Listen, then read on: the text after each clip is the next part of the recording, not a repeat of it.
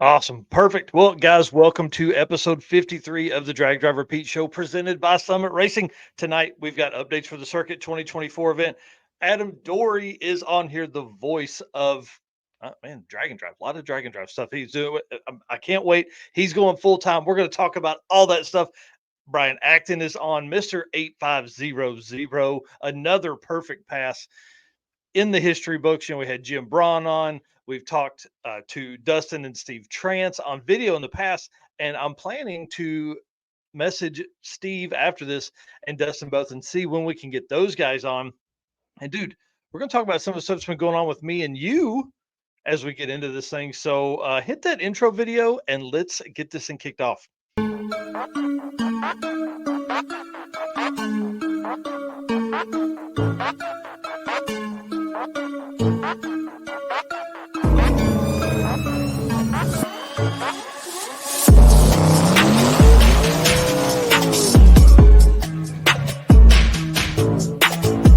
We're going to pack things up and hit the road, trying to make it the next day.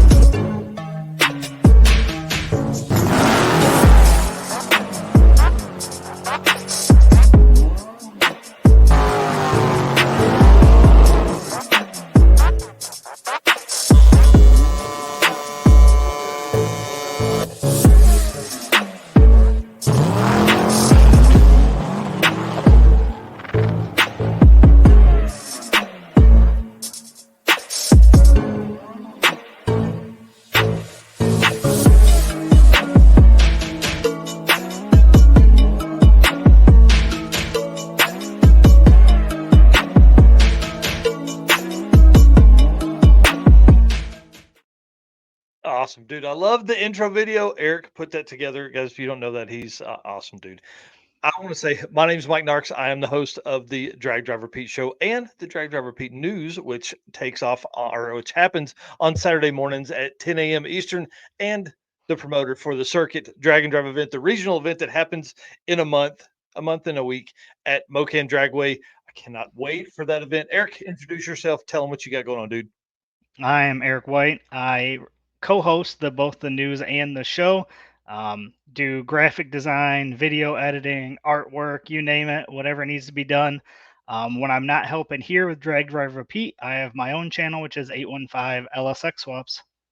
Man, and are a busy guy. Well, y'all, let's kick this thing off. I want to ask one favor real quick. Hit the share button as you come in here, please. Y'all, we have a huge show tonight. We can't do this without you guys, our race car friends.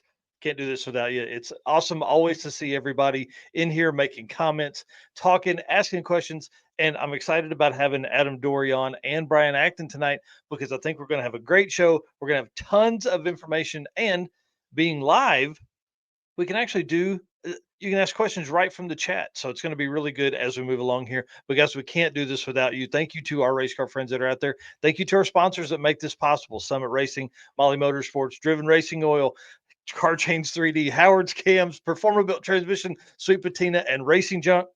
Love you guys. Thank you so much. Again, hit that share button as we kick this thing off.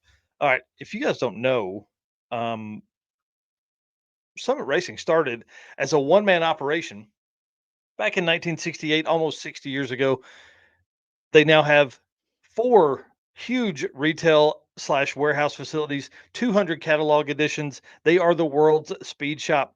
Fueling your passion, they save you money, deliver fast, and offer top-notch customer service. In 2014, they launched the Summit Racing mobile app, which I hope you've downloaded by now because it gives you easy access to speed parts. Find Summit Racing on Facebook, YouTube, TikTok, and Instagram. You can also find them on the On All Cylinders podcast if you want to see more automotive discussions like what you're hearing tonight. From humble origins to the social media lane, Summit Racing stands by your need for speed. Well, Eric, let's talk updates kind of through the last couple days, because we talked last week on last week's show about the Motor Trend kind of controversy a little bit. Remember, we had a little bit of conversation about that. Of course, with my new day job, I'm going to say I've been listening to a ton of podcasts. I'm listening to the Oil and Whiskey podcast put on by the Roadster Shop the other day, and Ian Johnson of Big Tire Garage is on there talking about all of that stuff. One thing that I found was kind of neat, and did you have a chance to listen to that little segment today? Nope, I No, was out of the you're too building all day busy. today. Well, and Eric has a real job, guys. And while he was real jobbing today and then got home and worked on all of this stuff.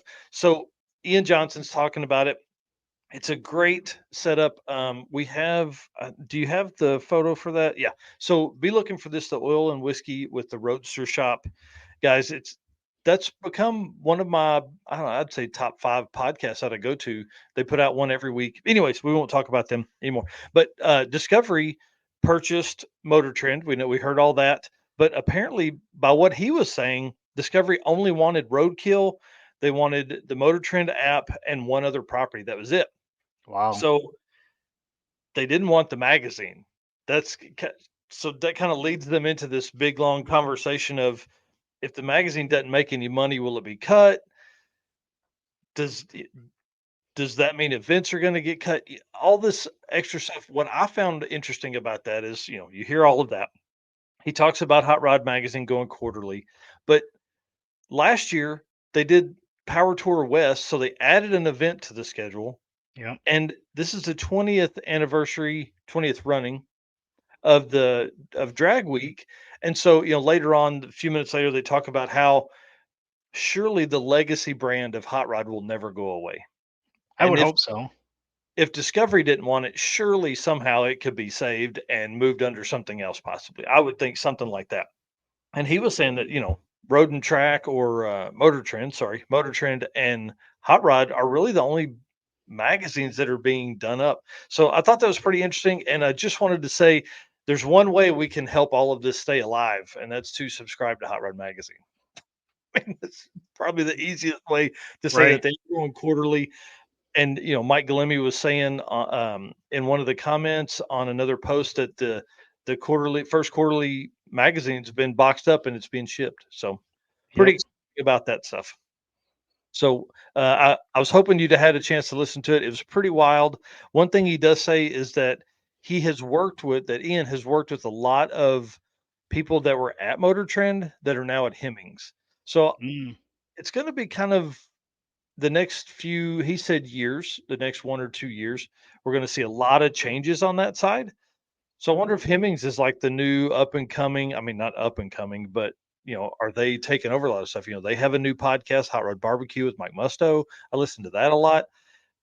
Everybody's kind of expanding their stuff. So it was a really good episode. You got to check it out if you are a podcast listener. I really enjoyed it. Yeah, I'll Um, have to check that out tomorrow. Yeah, definitely. It's a great listening for sure. And then let's talk about this right here, bud, because this is some personal stuff for me. Yep. And we got an update for you on after this. But I'll be helping with at least 6 of the Midwest Drag Racing Series events, which is kind of exciting.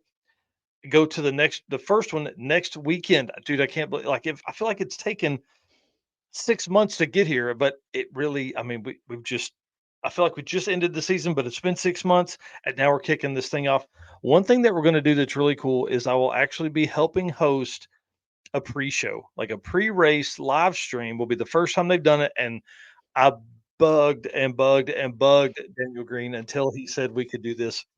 So please help me out. Go over and follow the Summit Midwest, follow the Midwest Drag Racing Series on YouTube and Facebook right now, so you can see your boy next week. Because Thursday night we're going live. I don't know what time yet, but we're going to do like race recaps. We're going to talk about, you know, what's coming up, who's at the racetrack, what happened to get them there, point standings. It's a whole point series, obviously, and they are expanding from 6 events to 8 events this year, so a big undertaking for them to take on 2 extra races and add all that in. So please support them because they support me, which in turn allows me to do more drag race stuff, gets me out more, and introduces me to more racers, which you all know means we're bringing more racers into the drag and drive community.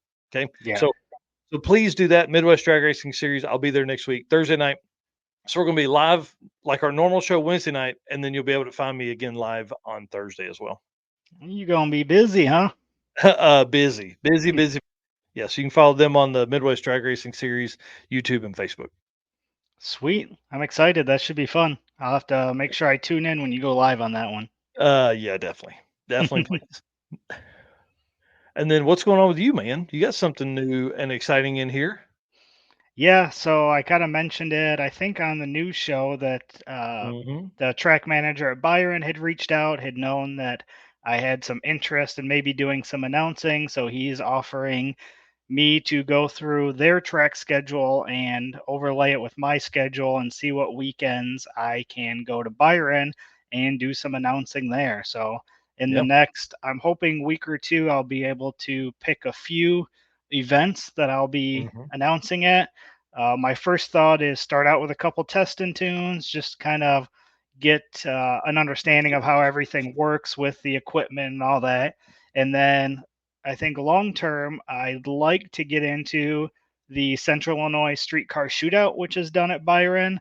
They have one guy's garage, obviously, is going to be there, and then maybe even some of their Friday night heads up challenge races. So I have to Yes. see what weekends those fall in and see with traveling and, for drag and drive events and birthdays and, everything else that's on our schedule and kind of Yeah. figure out which weekends I can get down there. So once I have an idea of which events I will be at, then I will update everybody on that. So I'm kind of excited. It's something that Yep. we did a little bit together at Midwest Drags, and that was kind of fun. So let's give it a shot and see what happens.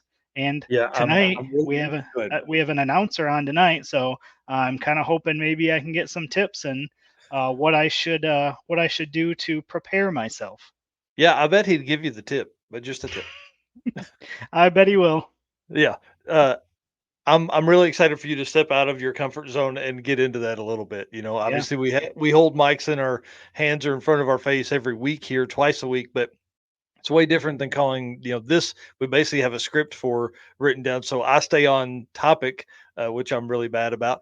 And then but at the race it won't be like that. So it'll be really fun to see you see you grow and go from there. And obviously, we know you're going to be at the circuit, so you'll have an opportunity to get in the tower, be up there with Cliff Parvin, our Yep. official announcer of that event. You could be like the secondary announcer, man, color commentary, like what Daniel Green says about me at the Midwest Drag Race Series. Yeah, I'll definitely step up there and give that a shot. I think the Yeah, biggest thing is going to be just like we do here. It's the prep work. If you're yeah, gonna if you're gonna announce good, you got to do the prep work, which means go talk to the people in the pits, find out information about cars, yep. all that stuff. That way, again, you're not just announcing the race. You're giving more information. That's exactly right. All right. Well, again, I'm excited for you to do that. Let's jump into the next bit here, guys. The Driven Racing Oil event updates. Now, if you don't know, Driven Racing Oil signed up a couple weeks ago, and we're excited to have them on board. We have a full ad read that I did not put in the notes today, but we'll start this Saturday for the news. All right. First up on the event list is Redwood Rally opens to the public this Friday morning at 8 p.m. That's probably Friday 8 night. p.m. Oh, sorry. Yeah, Friday night. Um, that's probably 8 p.m. Pacific time because that's where they are is on the West Coast, right? That would be my guess. It didn't say in the Yeah. post, but that was my So, guess. so I don't know what time that starts in Central Time. That's probably 10 p.m. and then Eastern Time to be 11 p.m. This is an event. They only have 90 spots available, dude, to the public. This is going to sell out, and it's going to sell out quickly. One thing I really like is we've modeled the U versus U class after what they do with their U versus with their dial your own or whatever class. I can't remember what they call it for themselves. Mind over matter. So we've really modeled after their rules are great. This should be a really really good event right here. Yeah. So again, second year for them, and they're going to sell out. I mean, I'm telling you, they're going to sell out within an hour or two. They're going to sell out. 90 spots available. It's going to be great.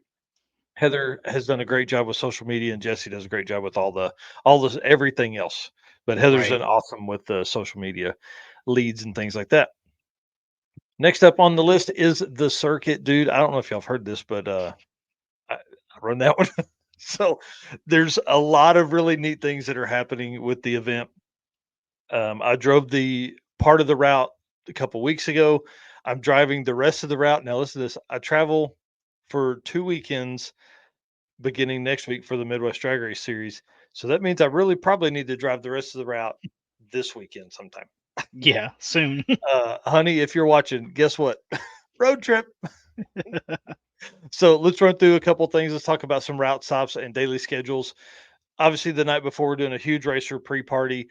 This has kind of become a thing, right? So a lot of events have, they begin registration the day before and testing. We're not going to do that. We are going to huddle up at Chicken Annie's, which is the best chicken you will ever eat. I will put that on my.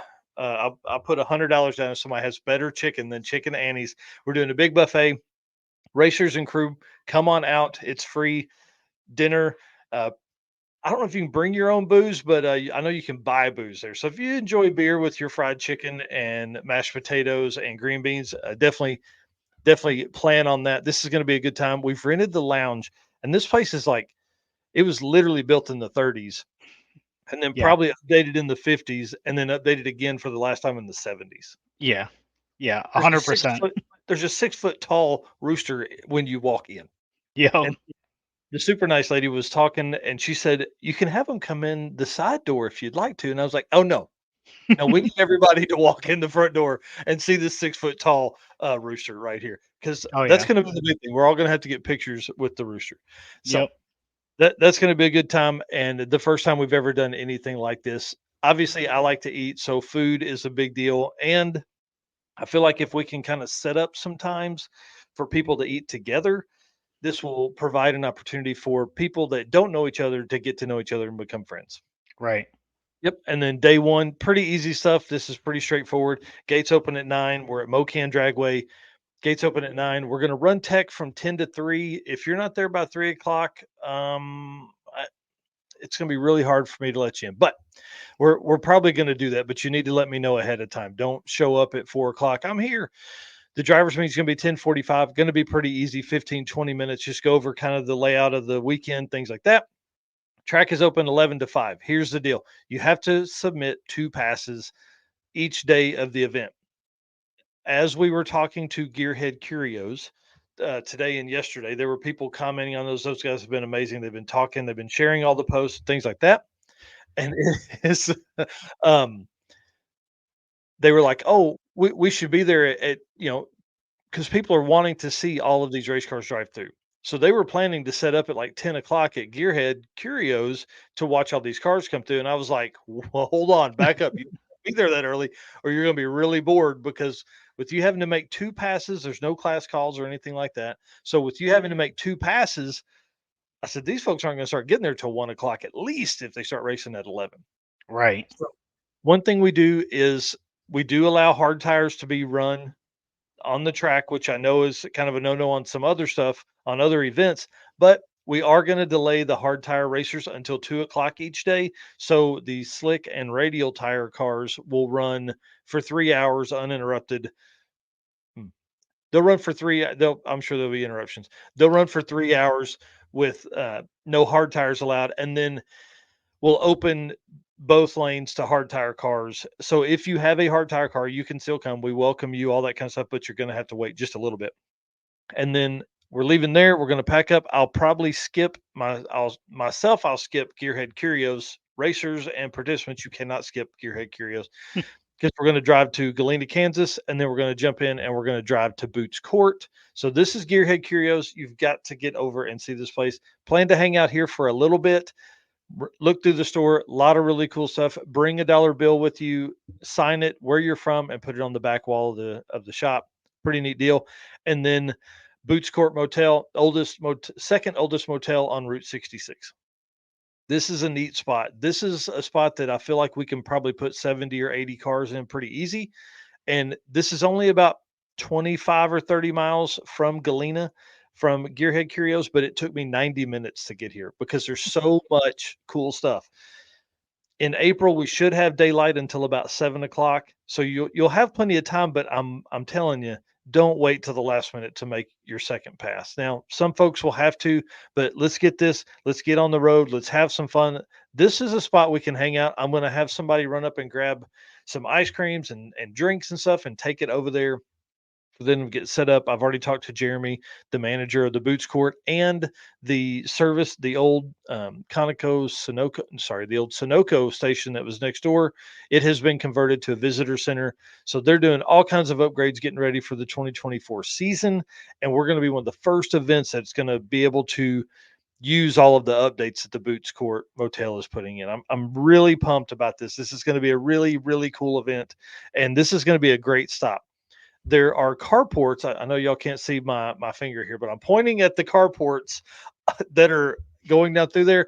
Do not do burnouts at the carport. Do not. Don't. I know you're going to want to. Do not. Those are motel rooms that people will be sleeping in, and we will get kicked out in a heartbeat. And we don't want to do that because this will not be the last time we stop at the Boots Court. So, anyways, this is a spot we're going to hang out for a little bit. From here, we're about 50 miles from the Rail Haven, which is our third route stop and our host hotel for Friday night.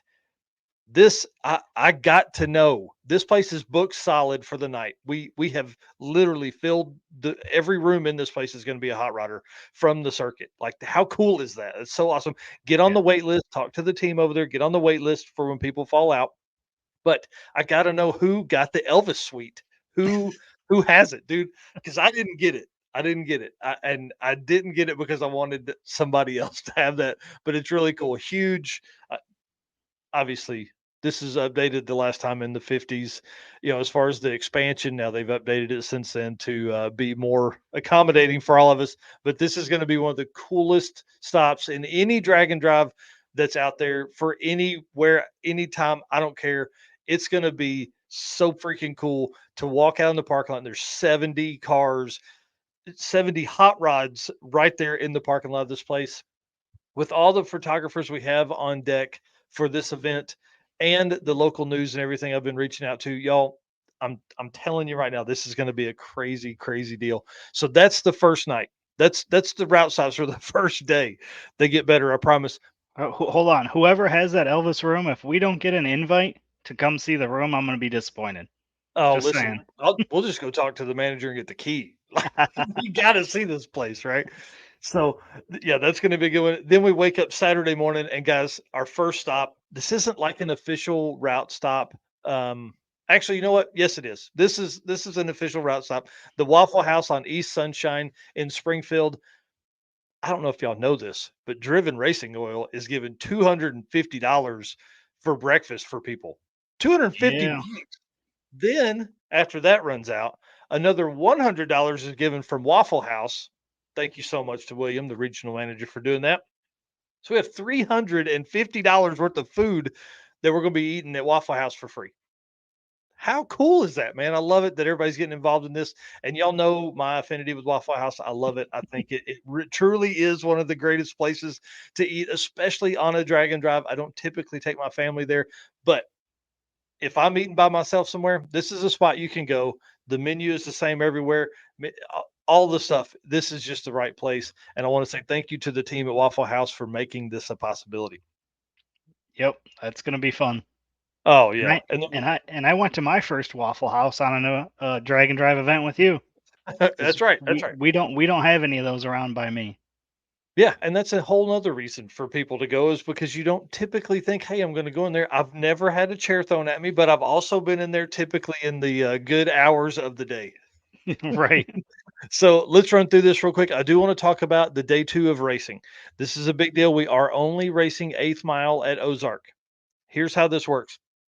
All classes that are all quarter mile classes will be based on a multiplication calculator or multiplication formula of 1.545.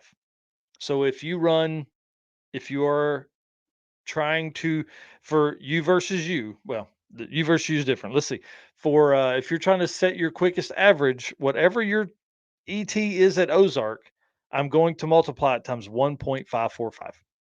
Okay, if you have questions, ask those in the chat, ask those in the comments. I'll get back to those. And if you're not on the circuit page, definitely do that and ask them over there. The 850 class, this is important because that's my favorite class, the street race power rider class. For that class, your goal is going to be at 5.500. You will not be able to submit anything faster than 5.5. 5.500. Okay, that's it. That's all you can do. Then the U versus U, we are going to take your quarter mile and eighth mile from your quickest time slip on day one. So your eighth mile time is going to be what we set the difference in for, because we're going to add all those differences up.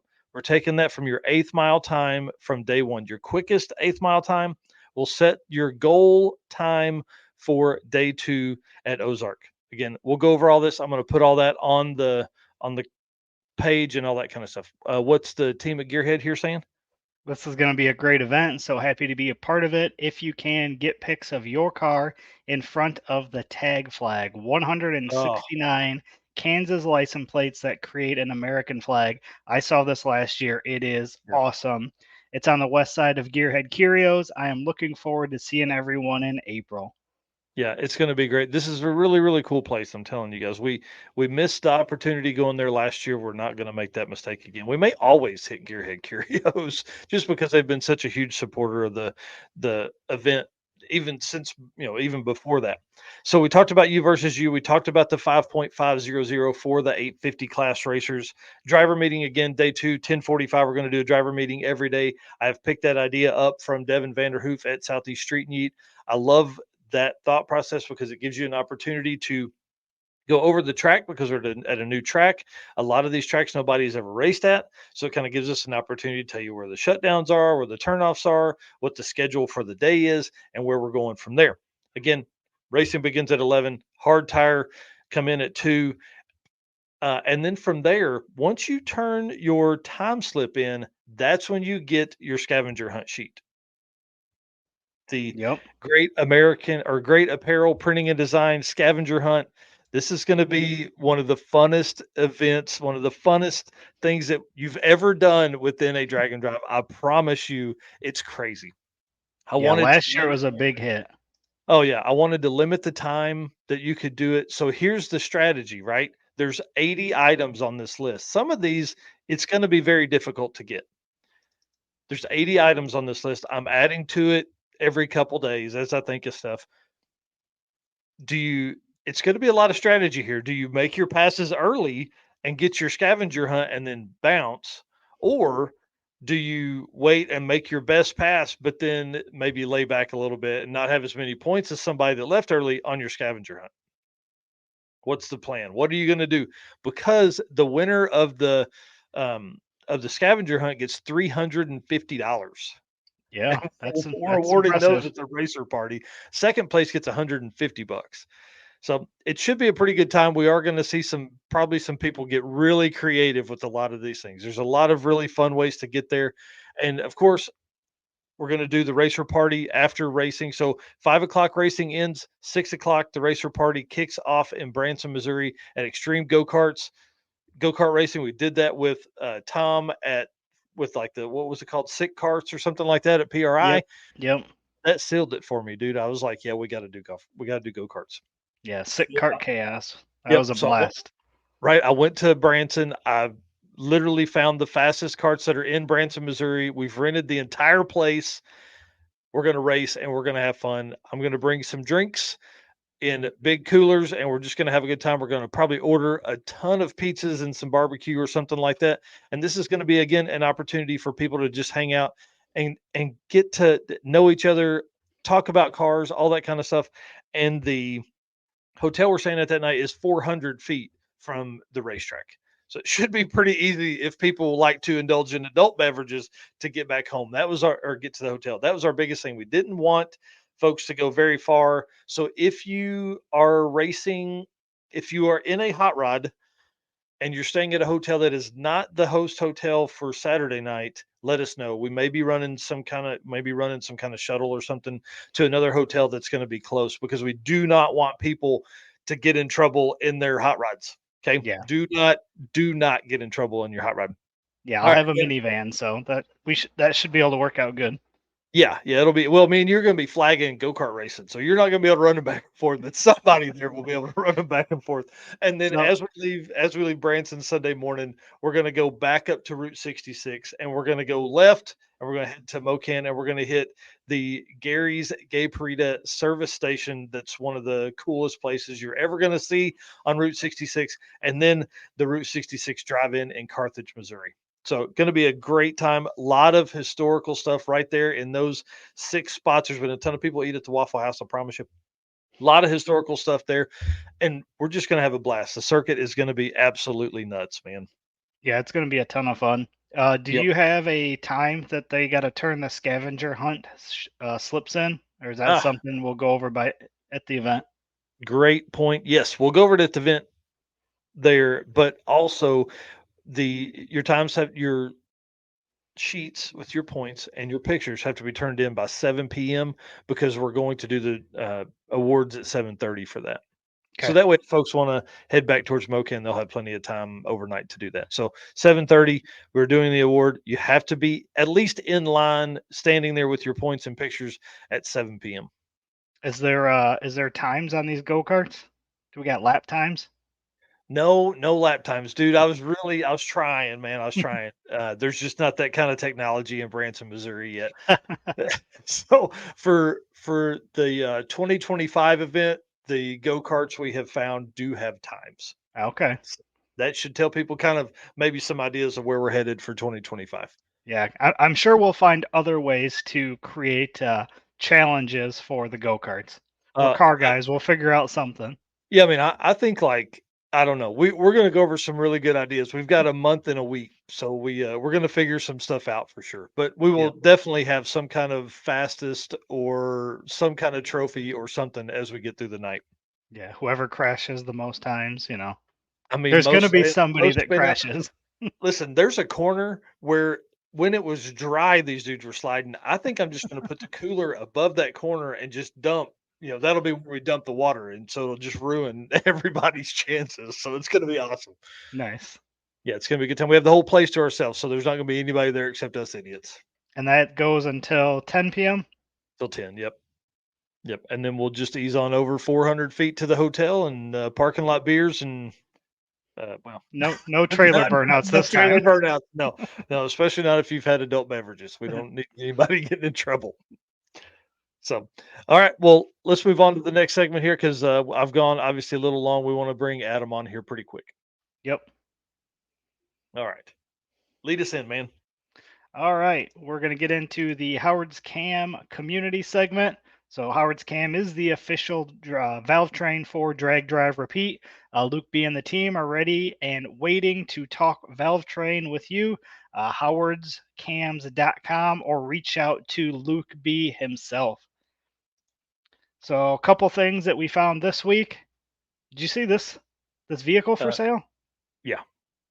Aaron Johnson, his G Body Malibu is up for sale. It's kind of hard to see down there, but that is 18,000 bucks. I got to take a look at this car at one guy's garage last year here in Byron, so pretty cool car. Again, this is just a community segment, so we're bringing info of things going on within the community. I came across this and thought this was pretty interesting. So if anybody's looking to get Mhm. into a drag and drive vehicle, this one's already been proven and ready to go. Yeah. I feel like this is a pretty good deal too. 18,000. So, Yep. And then this just happened last night. This was pretty awesome. You were kind of part of this, so if you want to go ahead and go yeah. over what happened here.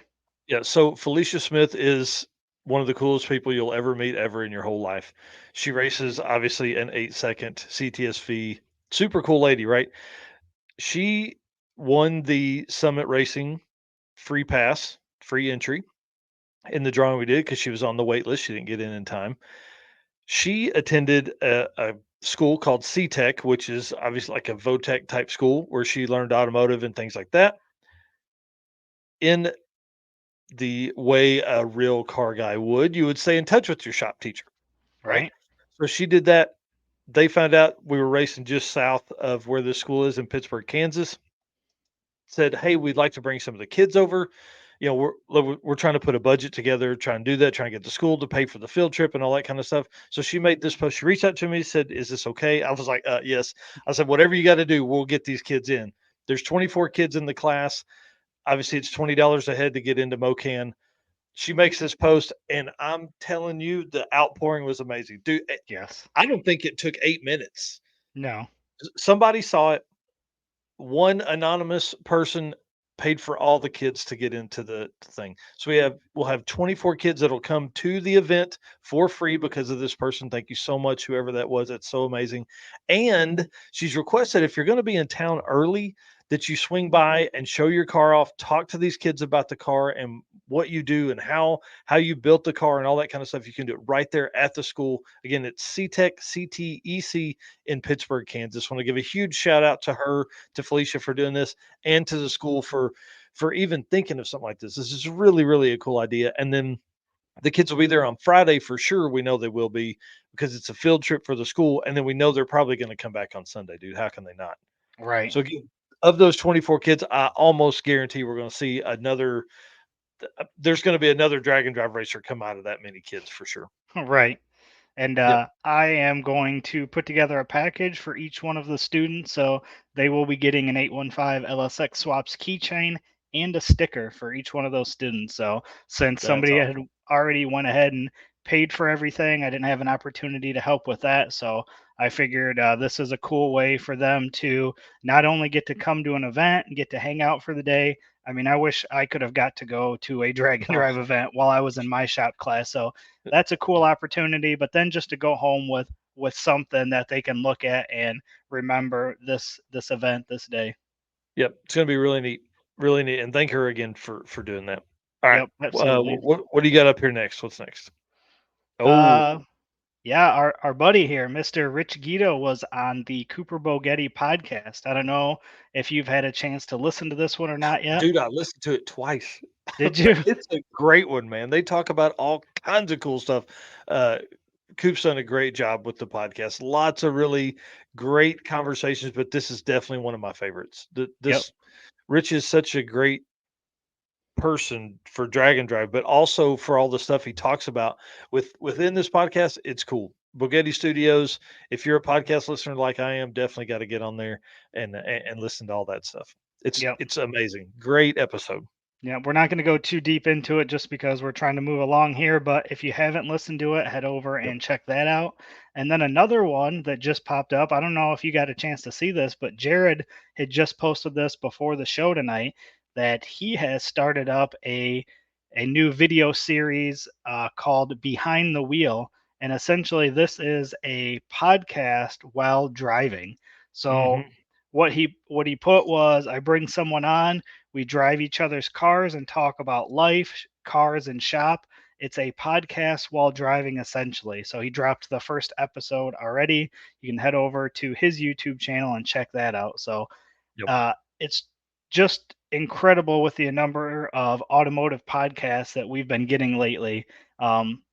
There's plenty of room for all of these podcasts. So Yep. just add this one to your list as well as another automotive podcast to go check out.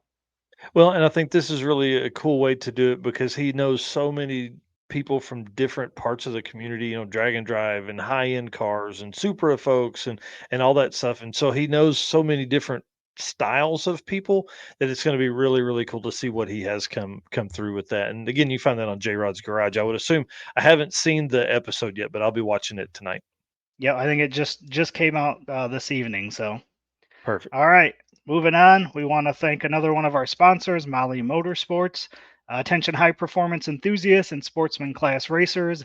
Meet the Molly Motorsports Power Pack Kit, your ultimate solution for power packed performance. The Power Pack pistons are made from either 4032 aluminum alloy to allow for tighter cylinder to wall clearances and improved temperature stability, or 2618 alloy to allow for increased detonation resistance. Tailored for various engine families from small block Chevy to Volkswagen and Audi, they've got you covered. What sets them apart? It's forged pistons, graphite coating, and phosphate treatment for peak performance and durability. Elevate your ride with Molly Motorsports, where performance meets precision. Unleash the power within. Visit mollymotorsports.com for more details. Again, Molly is spelt Mahle. Dude, awesome. You're doing great at that. All right, let me introduce our next guest here because or our first guest, not our first guest for tonight, Mr. Adam Dorey, the voice of Rocky Mountain Race Week. Y'all, I'm going to give you just a quick synopsis here. Adam's the coolest dude you'll ever meet. I don't know if he knows that, but he is. I love it. I love the conversation we're going to have tonight. Him being, I literally messaged him yesterday. He made a big post yesterday or day before about changes in his life, and y'all, he's going full time. Yep. I love this for him. I know it's probably a little scary, but I love this for him because this truly is who he is. I feel like in my heart. There's some folks that are announcers because that's what they got an opportunity to do. I feel like Adam is called to do this, and this is only going to expand. And we're going to talk about some of the stuff that he's got going on. So let's bring on Mr. Adam Dorey right now and say good evening, sir. How are you? Hello. Yes, I am awake. I've been listening. I'm also looking for a head gasket set for a Honda Civic because I need to make money where I can make money. So I'm buying a Civic to flip. So, but it needs a head gasket. So in the middle of listening to everything here, I was finding myself a head gasket set for a D16 A6 1990 Honda Civic wagon 4-wheel drive. Very nice. Wow. Dude, what now that's a cool rig. That's a cool It's rig. a cool rig. And honestly, I'm picking it up because it's worth the 4-wheel drive stuff. You can put them in a regular Civic or a CRX or anything like that. And they're worth some good money. But I may, it's clean enough. I may just put it together and have it perpetually for sale for a lot of money and DoorDash with it.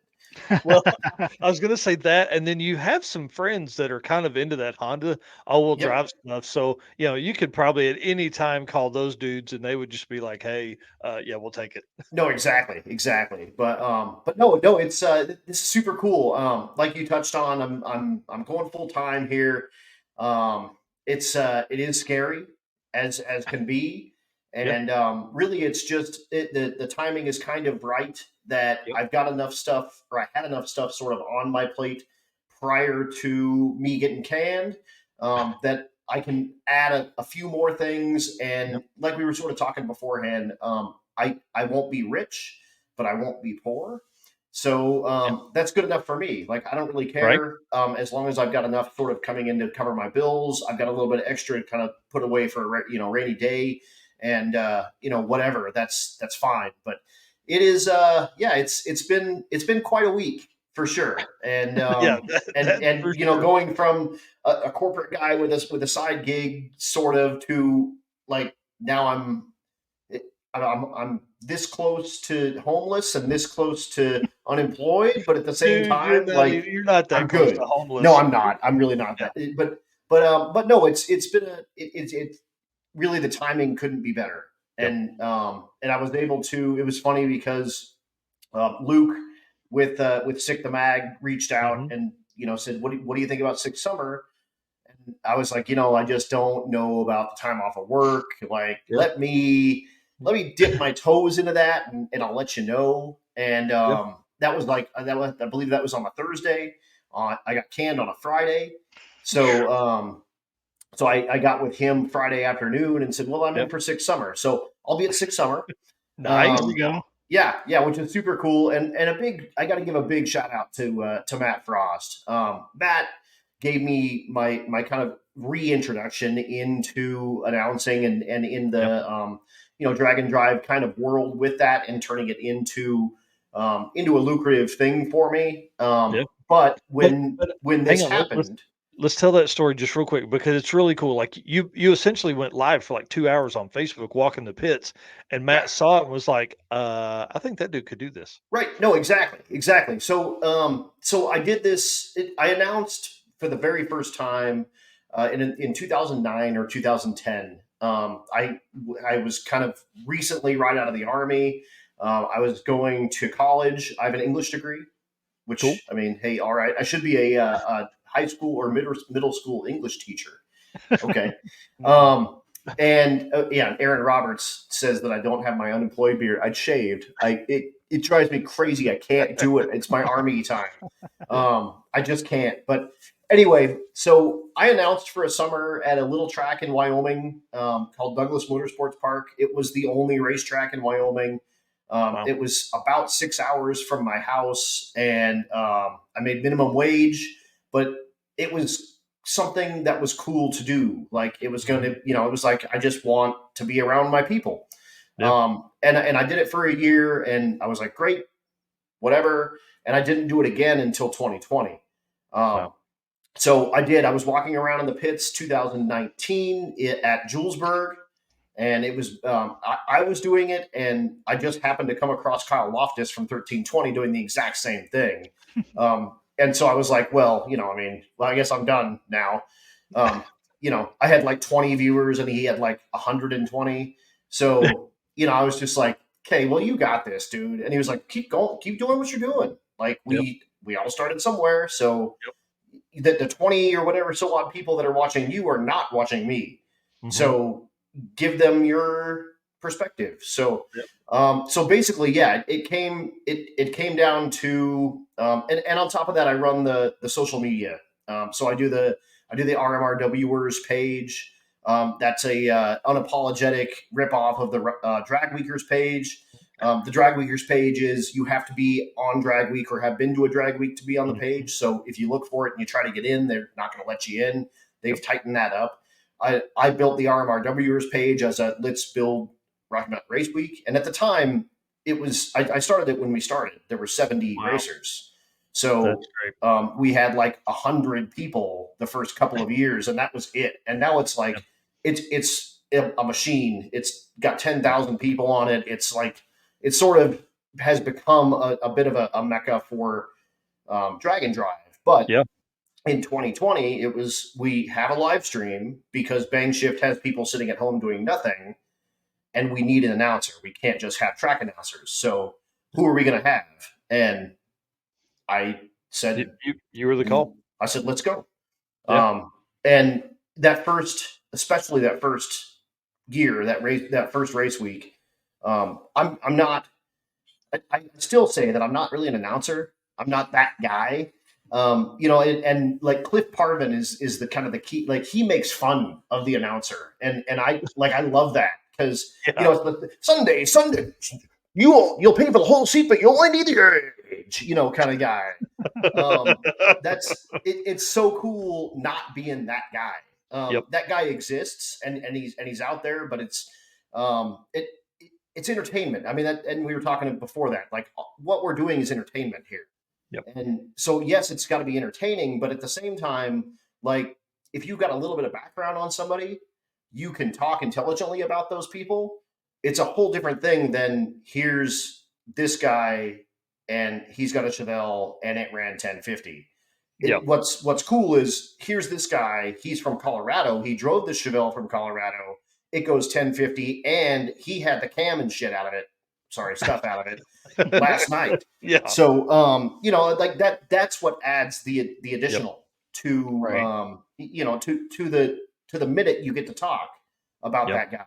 And, I just knowing a little bit of background built my announcing kind of chops, and it's been good. And being so involved within the community like that at that event, you are not. A lot of times I've seen where announcers show up, they call the show and they leave. Dude, that's never been what Adam Dorey's been about that I can tell or see of any event that I've been at where you're at. Never. You're always telling more of the story, which is great. And that's obviously whenever I know when Eric goes to call races at Byron and whenever I'm offered the microphone at any place that I'm at, that's the whole goal is to tell a lot more of that story. Like with Midwest Drags, I told you this earlier, Midwest Drag Race Series, I'm offered, I'm color commentary. I'm not even like, I'm not calling the race. I'm telling about who's the wife of that dude and, going down. So. Yeah, he's had the car for 35 years and he got it from his grandfather. And those are the stories that you can tell. Yeah. And for you, Eric, for going to Byron, it really, the biggest thing for me is stand in tech and talk to people while they're getting their car teched. That's a good idea. They're typically kind of like, trying to pay attention to the tech guy and make sure he's not going to catch the thing that isn't going to pass tech because everyone's got one thing probably. Right. But if you kind of take his mind off of that and the tech guy can kind of just do his thing and you can just sort of rap about it a little bit and just a couple of things, just a couple of little tidbits is all you need. And typically a pair is going to take a minute. So burnout to race to turn off the top end is 1 minute. You can fill about 20 seconds of that with the dude's name and what kind of car he is in each lane. You have 10 seconds of here's the guy's name, here's the car. What you do with the rest of the 40 seconds is kind of up to you. And so if you can fill 10 seconds here with this and 10 seconds here with this, and then read the times, then you're good. So really it's 10 seconds is what you need per dude per pass. And that's it. And so if you have a minute worth of talking points for each person, they can make 6 passes that night and you can tell them something different each time. Yes. So it doesn't take a ton because it's just, here's this guy. He's doing his burnout in the right lane. It's Rich Guido. He's got a 65 GTO. He's against Bill Armstrong. He's got a 66 Fairlane. And they're both stick shift cars. Like, okay, that's 10 seconds. Like you you're 1/6 of the way there. And you don't really need to talk about them turning off the top end of the racetrack. So once they get a time slip, then you can read times. That takes 10 seconds. So it's what you do in the middle. And if you've got, like I said, if you've got 6 things to talk about, you filled 60 seconds, they can make 6 passes. It's good. And that can be, and even if it's not with them, it can be something with their car or, and you'll see a lot, especially if you're dealing with bracket race type stuff and dragsters and things like that. Like there's a lot of, a rear engine dragster. You can, if you want to get really wicked, you can get into, Don Garlitz and why the rear engine dragster exists, and it's safer and it's got more, it's better for a dragster to have the engine where the drive wheels are, et cetera, et cetera, et cetera. There's a ton of that, and you'll figure out your audience and what they like. And the biggest thing is that no matter what, you're going to have critics. The goal is to have more people that like you than don't. And then the odds are good that you'll get invited back the next time. Because if 51 people like you and 49 people don't, then 51 beats 49 in every world I've been in. So and then if you can whittle 1 or 2 per event and get them back, then you're in good shape. But that's there will be critics, and that's especially as the new guy and especially a new voice, because they're only hearing one part of you. They don't see you. They can't see what's going on. They have no, you're just in their ears. And there's just a lot to it that like they might just be like oblivious to what's going on. But then when you hear attention in the pits, they're like, wait a second, are they calling my class? They'll stop. That's all they care about. That's all. That's all they care about. Really, you're talking to the people that are in the stands watching, and you're talking to the drivers' girlfriends, wives, family that happen to be there. The drivers themselves give 2 flying craps about what you're saying until you say attention to the pits, and then they're like, are they calling us to the lanes? So that would be it. Stand at tech, get a half a dozen things that you can talk about with people. And then learn cars from the vantage point that you're going to be looking at cars from. Towers are always on the side or behind the racetrack. You can't get the front of a car, and my whole world has always been the front of a car. I can tell a car by the front of a car. Now I have to tell a car by the taillights. And that's a whole different thing, especially when it's at night. It's like a Oldsmobile compared to a Buick. Like you gotta know that stuff. Right, exactly. And you will find that a lot of the really good computer operators will put a lot of information in there for you. So it'll pop up on the screen, easy peasy, no problem. But drag and drive type stuff, we don't do that. We don't have time for that. It takes like an hour to do. When we show up, we're going. Like it ain't happening. So I announce off of a spreadsheet for all of my drag and drive type stuff, and Derek Putnam does the same now as well. I kind of taught him the way. But if you get a good computer person, and be nice to your computer people, because they are your biggest proponent up in that tower to help you out. Right. So make friends with them. bring them stuff. And yeah, snacks. and then Those they'll be people like, type oh, all day like this. right, Ah, right, exactly. Well, and you can tell them too, like, and they're not perfect. They'll get a wrong car number or something like that, and whatever. And of course, that's the time that someone will care, and they'll stop up to Right. the tower and tell you what a terrible job you're doing. Yeah. So that's good. And then that's the other thing. And I got this from Derek Putnam. Invite people to your tower if you're screwing their name up. Okay.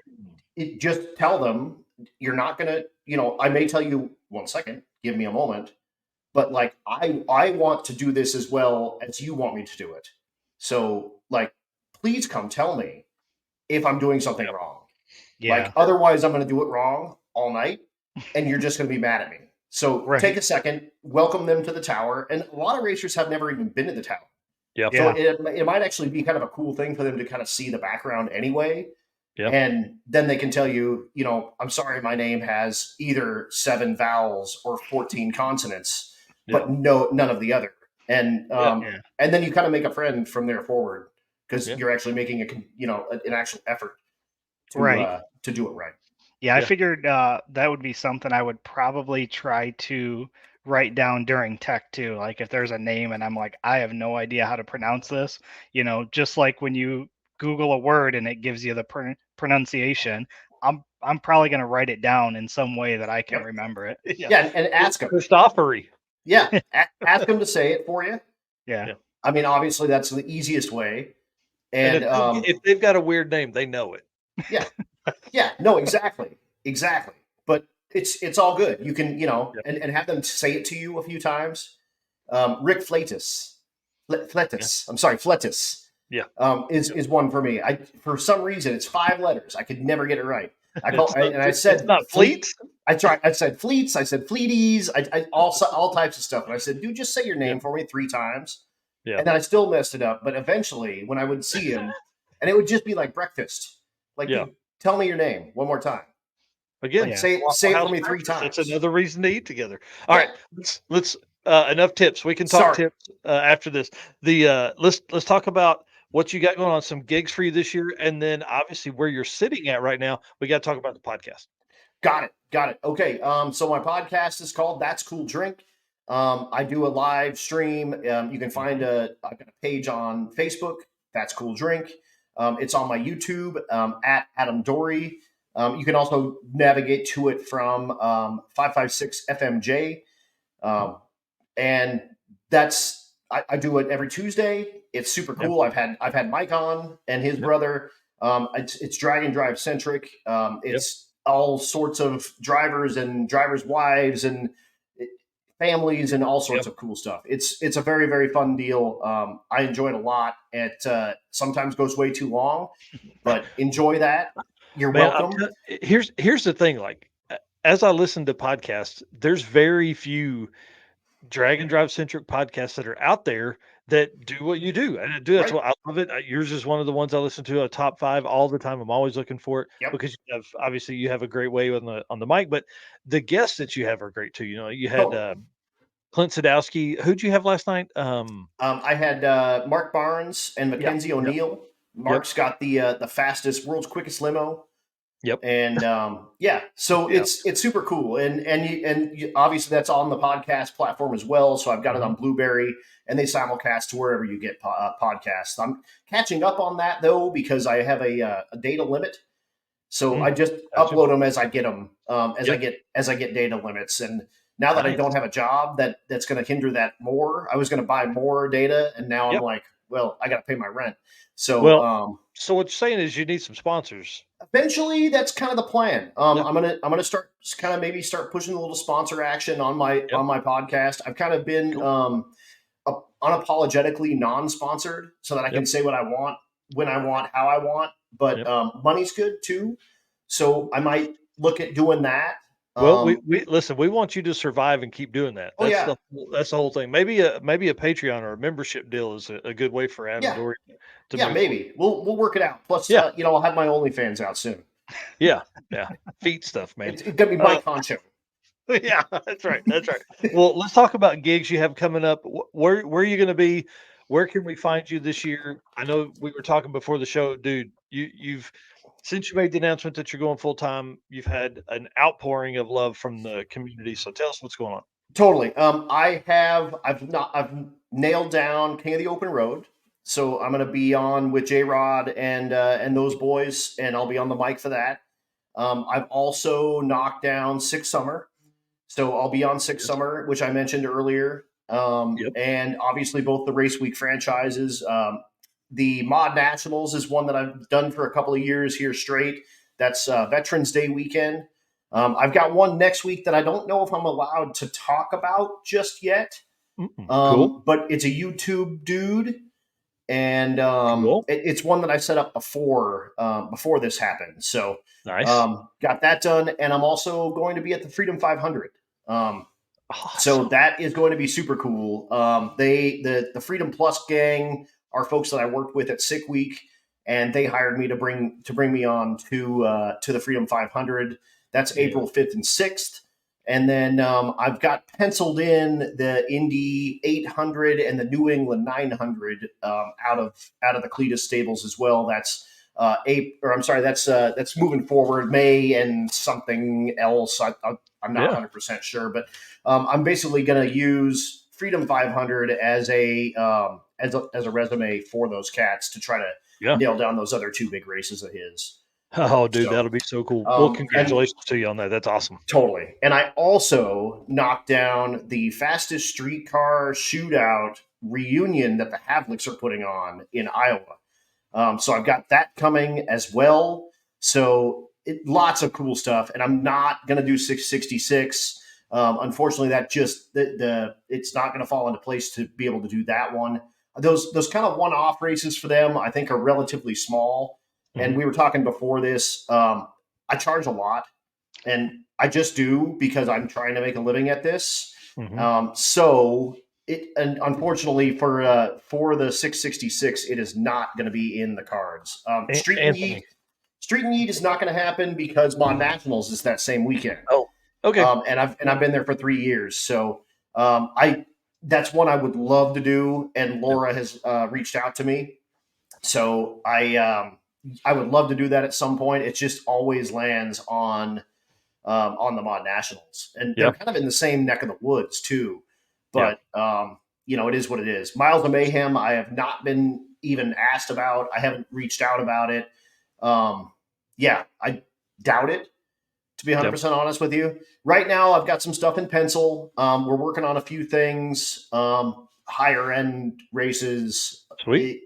So we'll see what I can come up with. And, I have been talking with some folks at Midwest Drag Racing Series as well. So hopefully you can be the color commentator and I can be doing a little bit of extra with that as well. But that's what I've nailed down so far. I do have probably 6 other really, really attractive jobs that are out there in pencil. And honestly, I think like Tom Bailey told me once, and I told you before, when he asked me to come to Sick Week, I gave him my price, and he left me on red for a day, and then told me that I needed to have loans get with me to get me my agent's number, because I was charging more than loans by quite a bit. Well, now here's one. I thought about this a while ago. Here's the deal. Loans probably does drag and drop stuff for fun. Like, he has NHRA to make all his he works for money. Fox, dude. I mean, so like Fox has got some money, and he has a little bit of fun. I mean, it's like his hat money. So I'm paying my effing bills with this, and I'm trying to feed my family and my dog and whatnot. So I'm not the cheapest, and I'm never going to be the cheapest, but we're selling entertainment, and this is top tier stuff. And I've got literally hundreds of hours of resume online. You can look up all the race weeks on YouTube on Bang Shift. You can talk to promoters, and I would be happy to get you their numbers that I work with currently. And this is not a garden variety announcer. I'm doing lots and lots of different stuff. I do it on camera. I can do it off camera. I can do it for 8 hours a day for a week straight at a high level. I can do it for 3 days at a high level. I can do it for 1 day at an extremely high level. So it's a different thing. Yes, I'm more money. But again, but when you get to the end of it, it's value added, in my opinion, and I've got people that will vouch for that from start to finish. Yeah, 100%, dude. Again, I can't say it enough. I love you. I love the energy you bring to that stuff. And for a lot of folks, you got to understand he's doing this after driving 300 miles, gets on the mic for 6, 8 hours, and does that for 5 days.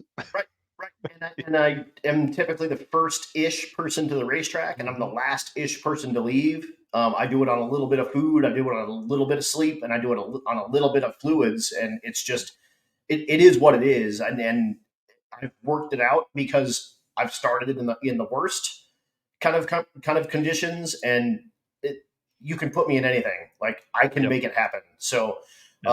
I yeah, it's good. It's going to be fun.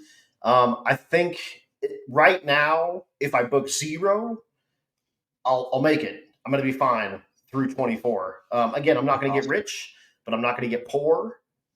If I book extra, then maybe I can still afford the hot rod stuff and actually drive cars and Yeah. whatnot. But yeah, if I book zero, I can make it, and I just Well, and don't. I want to have a little extra. and again, here's the whole deal, dude. I left my corporate job in July of last year. Like we had enough runway to make it through the end of the year, and it worked out. Just like it, I know it's going to work out for you. Now, I've Totally. gotten a partially day job deal, but it's not something that they need me at. That was Right. my biggest thing. I can't be somewhere where they have to have me because we're fixing to kick off a busy season. I'm excited for you, man. So excited for you. Totally, totally. And I told you before too, I've been driving some DoorDash Yep. last couple of days. And I mean, really, that's just, I can just do it when I want. I make a Yep. couple of bucks. I'm not getting rich off of that or anything, but Yeah. it's just something. And honestly, it gets me out of the house. So I'm not just sitting here going, I wonder if they're going to call me about that announcing job. I don't. They'll call me when Yep. they call me. I'm Yep. just, it is what it is. But I'm really, really hoping for a couple of, like I said, a couple of really big ones coming up here very Yep. soon. And hopefully, you guys will see me on lots and lots of stuff. Yep. I think pretty much everything I'm going to be on is going to be live streamed, either free or That's not. great. That's So great. you'll hear or see what's going on. So it'll be cool. That's awesome. Well, give them one more round of where they can find you, and then we'll let you go. Absolutely. So YouTube at Adam Dorey, all one word, Dorey. It's right there on their screen. That's Cool Drink on Facebook, and as well as everywhere you get podcasts. And I did make myself a business. So I am Airborne Announcer LLC. So Nice. yeah, I'm a paratrooper Yep. from way back. So Airborne Announcer, whatever. Here we go. And on top of that, DoorDash. So, Yeah. yeah, dude. But I'm looking forward to it. It's going to be fun. I'm going to run into a bunch of our friends out, and Yep. the drag and drive world is in the drag racing world as a whole. I Mhm. mean, Brett LaSala's at the Mod Nationals, Jim Yep. Braun's at the Mod Nationals. I mean, there's a ton of those type of dudes. Zach Yasko is at the Mod Nationals. I mean, Yep. whatever. So a ton of these dudes are around, and it's cool because I get to run into my homies at a normal race, and Yep. now I've got that 60 seconds that can talk about them for the entire race, and I've got that stuff down, so we're good. Yep. Yeah, it's exciting. All right, dude. Thank you so much. We appreciate it. Thanks for This having me on. You guys are Yeah. great, and Heck thanks for yeah. what you continue to do for the drag drive world. And Eric, dude, congratulations and good luck at Byron. Thank you. I'm probably gonna try to sneak up and see you at Six Summer while I'm there. So Please do. kind of I'd kind of love watch you in to. action. Yeah, I'd love to do it. Love to That'd do be it. great. Cool. All Awesome. right, dude. See you Guys, soon. thanks so much. Appreciate See you it. guys. Later. What a fun dude. I'm Yeah, telling you, absolutely. that guy right there is going to make it, man. I truly believe in him and what he's got going on, and all the cool stuff, and wish him nothing but the best success in all of his life. And I know he can make it happen. So, Absolutely. well, let's jump on here. Dude, the gentleman's agreement. Yep. Guys, I don't know if y'all know what this is, but gentleman's agreement means we're going to continue to work hard and spend money and spend time doing this. One, because we love it, but then two, because I know you love it. I've seen the numbers tonight. People are watching, people are making comments. It's been great. Guys, the one thing we ask, hit the follow button, hit the share, hit the subscribe button. Wherever you're watching this, please be following us. We're only about 3,200 away from 100,000 total followers. And guys, we preach all the time how great Drag and Drive is, and we want to spread that to more people, and we just need you in here doing that. So hit that share or hit the share button too, but hit the subscribe or follow button wherever you're watching this. Thank you so much for doing that. That is the gentleman's agreement. We can't obviously know if you do it or not, but we would certainly appreciate it if you did. And then let's talk about bringing on our next guest here. He's going to be on here in just a second. He's sitting pretty, looking nice in the garage there in front of his race car. Guys, Mr. Brian Acton is on tonight, and probably one of my, I don't know, favorite people in all of the automotive community, all of the race car friends that I have. Brian is in that top tier of folks. Love him. Love Jay Blanchard, his co-pilot. Jay's not on tonight, but Brian is, and we're going to have a good time with this. Now, Brian, I followed them for a very long time, mainly because I love the 850 class, and this car just set the standard. For me, I'm a Nova guy. You're a Nova guy. This car is so clean. And what I like so much about this car is it can be sitting in a parking lot. And if it was on some Krager SS wheels, you would swear some 70-year-old man drove this thing. And then it can go out and bust off some high 7-second passes. It's been in the 790s before, and 170 miles an hour plus, and then go right back to that same parking lot and just look as cool as ever. I'm telling you, the level of thought that they put into this car, the level of thought they put into their prep and racing is I don't know, almost unmatched especially within the drag and drive community. And they have gone full bore wild for 2024. We'll talk to him in a minute, but they have run a perfect 8500 pass for the first time. They did that at Sick Week 2024. So let's bring in Mr. Brian Acton here. Take his car out. Sir, how are you this evening? Good. How are you guys doing? Oh Good. man, I'm so excited. I hope I didn't make you blush at all with that, but you're one of my favorite people. Yeah. No, thanks for that. It was a nice compliment there. Well, let's do a quick intro for the folks that haven't seen you. Have you ever been on the show? Yeah. About a year ago, me and Jay were on Yeah. April of last year. That's right. As we were leading up to that, oh man, I see your buddy is in the back. Hang on just a second, Jay. We'll bring you on in just a second. So introduce yourself. Tell us just a quick recap of the Nova, and then we'll bring Jay in and have him do the same thing. I'm Brian Acton. I live in Michigan, and the Nova behind me, I've owned, this will be 21 years in 2024. Small black Chevy car for a lot of its life. And then the last 4 years is when it got LS turbo converted. And I've been wanting to do drag and drives since 2005, since Drag Week started. So I'm trying to live out those goals here the last few years. And the car is turbo LS now. And, you guys kind of know the rundown. We're shooting to run 850s at these drag and drives. And we're hitting them heavy the last couple of years. We've got 4 this year scheduled. And just trying to hit a few of the bucket list races this year.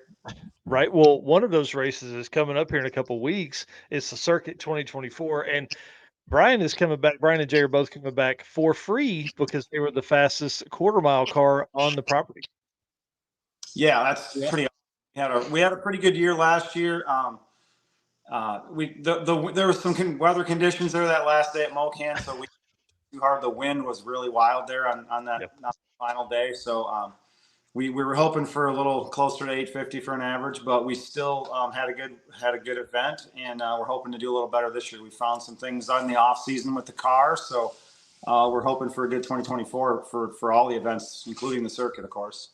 Right. And so not only did you win the class at the circuit, you also ended up as the quickest quarter-mile regional event car. I mean, pretty crazy at the Drag and Drive Awards too. So it was a great year for you. Yeah. We had a pretty good year. I mean, we had some mechanical issues at Drag Week and stuff like that for 23, but that was probably a lack of maintenance. But we're always and trying to improve.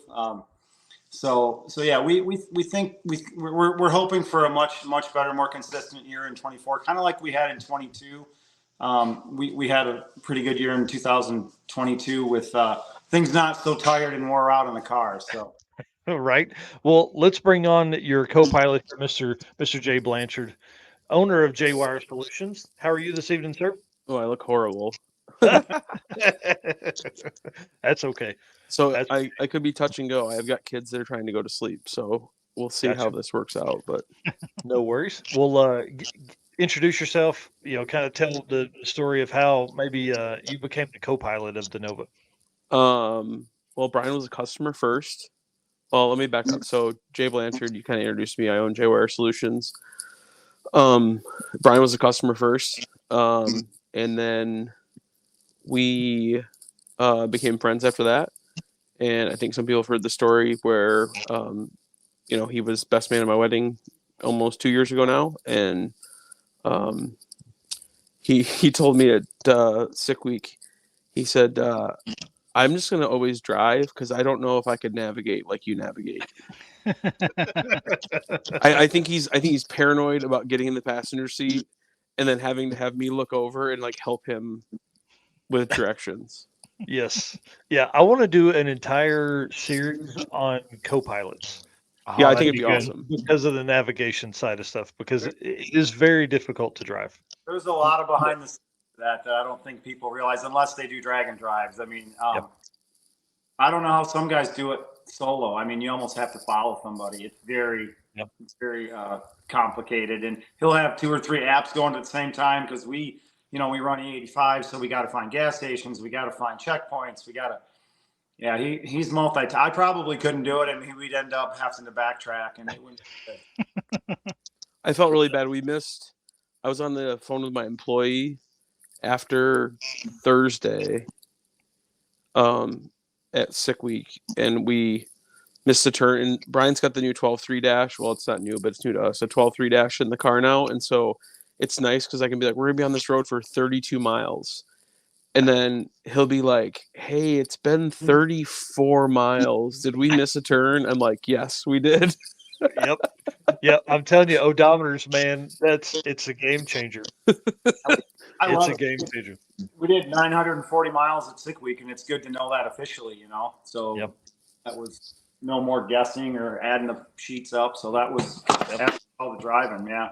Mm-hmm. Yeah, Right. having an odometer in the car can really help, with maintenance too. Like you start thinking about, well, how long has it been since we've, done maintenance to the transmission? You were talking about some of the struggles you had at Drag Week 23, and that was the thing. Like, you run the power glide in the car, right? Mm-hmm. Yeah, and so it was fresh in 19. Is that right? Like, you built the whole new setup in 19, Yeah, right? the car pretty much debuted in 19, was the first year. And really into 20, I think we got it running in 19, and then started racing a little bit in 2020. Mm-hmm.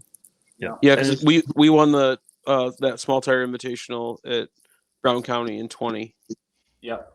and that was in the fall. And I think the car had been officially like out for like 2.5 months at that point.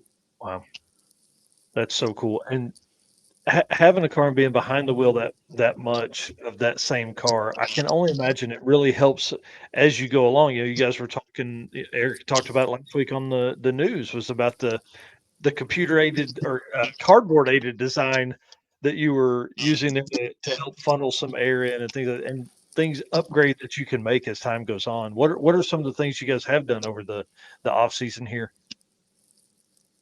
Yeah. So what Jay and I always try to do is after an event, we look at, is there anything we can improve on, anything that we can. So if we ever repair anything or maintenance anything, we're always trying to make a better mousetrap. So the car cools fine. It has a Chevy Cruze fan in it out of like a 2012 Chevy Cruze. Moves a ton of air, but it's running a lot. It has a high duty cycle, and we just don't like that. We just feel like that's eventually going to bite us, and it's just hard on stuff. So we wanted to try to focus on a shroud system for the grill, and maybe even something that scoops air from the bottom, like a little air dam or something that we use for driving. And so that's what we're working on right now. And we'd like to see the fan on, 50 miles an hour and above, not even have to run. Yeah. Because that's like how most cars on the road today are. Like they have engineers and all their job is just to make sure the car cools. And how OEMs are improving their cafe standards and all those types of things is if the alternator doesn't have to run, they don't run the alternator as hard. And if the alternator doesn't have to run as hard because it doesn't have to run a big cooling fan, then guess what? They're picking up fuel economy. And for the OEMs, like every 10th of a mile per gallon counts. Yeah. And so we're trying to do that same thing where if it's an 80-degree day outside and we're going 70 miles an hour down the highway, it's like, I don't want the fan on. Yeah. Well, and again, as much as we're literally taking, these are hot rods. These are real cars that we're driving along here that we're not really built with the intention of doing that, because that car behind you is fast, really, really fast. And so when you start taking a really fast car and you try to put it on the street, it's awesome that you guys are using OEM stuff because it makes it easier. But that Chevy Cruze, it makes a tenth of the horsepower that car behind you does. So when you start thinking about like airflow and moving things and through the radiator, those things weren't designed for that. So the more you can make it more efficient, and I know that that really triggers Jay's brain to work in how how much can we make this better? How much better can we make this? Yeah, ironically enough, like the Cruze fan moves a lot of air. Yeah. For whatever reason, like. Well, probably because they're planning they can use a thinner radiator, and then it can it can idle in traffic for hours and hours and hours. Yep, with a very small radiator. That's good point. And we say it all the time. The longer you keep a car and the more you have things ironed out, you can do updates like that. Like do your shroud and everything. Yeah. This stuff is simple in the grand scheme of like. I mean, there's people that are like posting pictures on the Drop the Hammer page, and they're like, "Hey, I got, however many days it is. Think I'm in trouble? Like, no engine, no trans in it." And it's like, we already have an event like done this year. Yeah. Yeah, Jay. The last few weeks, Jay's actually I call Jay affectionately my nerd because he's always looking at all this data. But he has figured out how much air CFM will go through my grill at like any given speed. 50 miles an hour. 5,000 CFM can go through that grill if it's not getting around it and above it and below it. So the shrouding, it's way more than my fan flows. So yeah, we've got to get that air to go through the radiator, not around it or above it.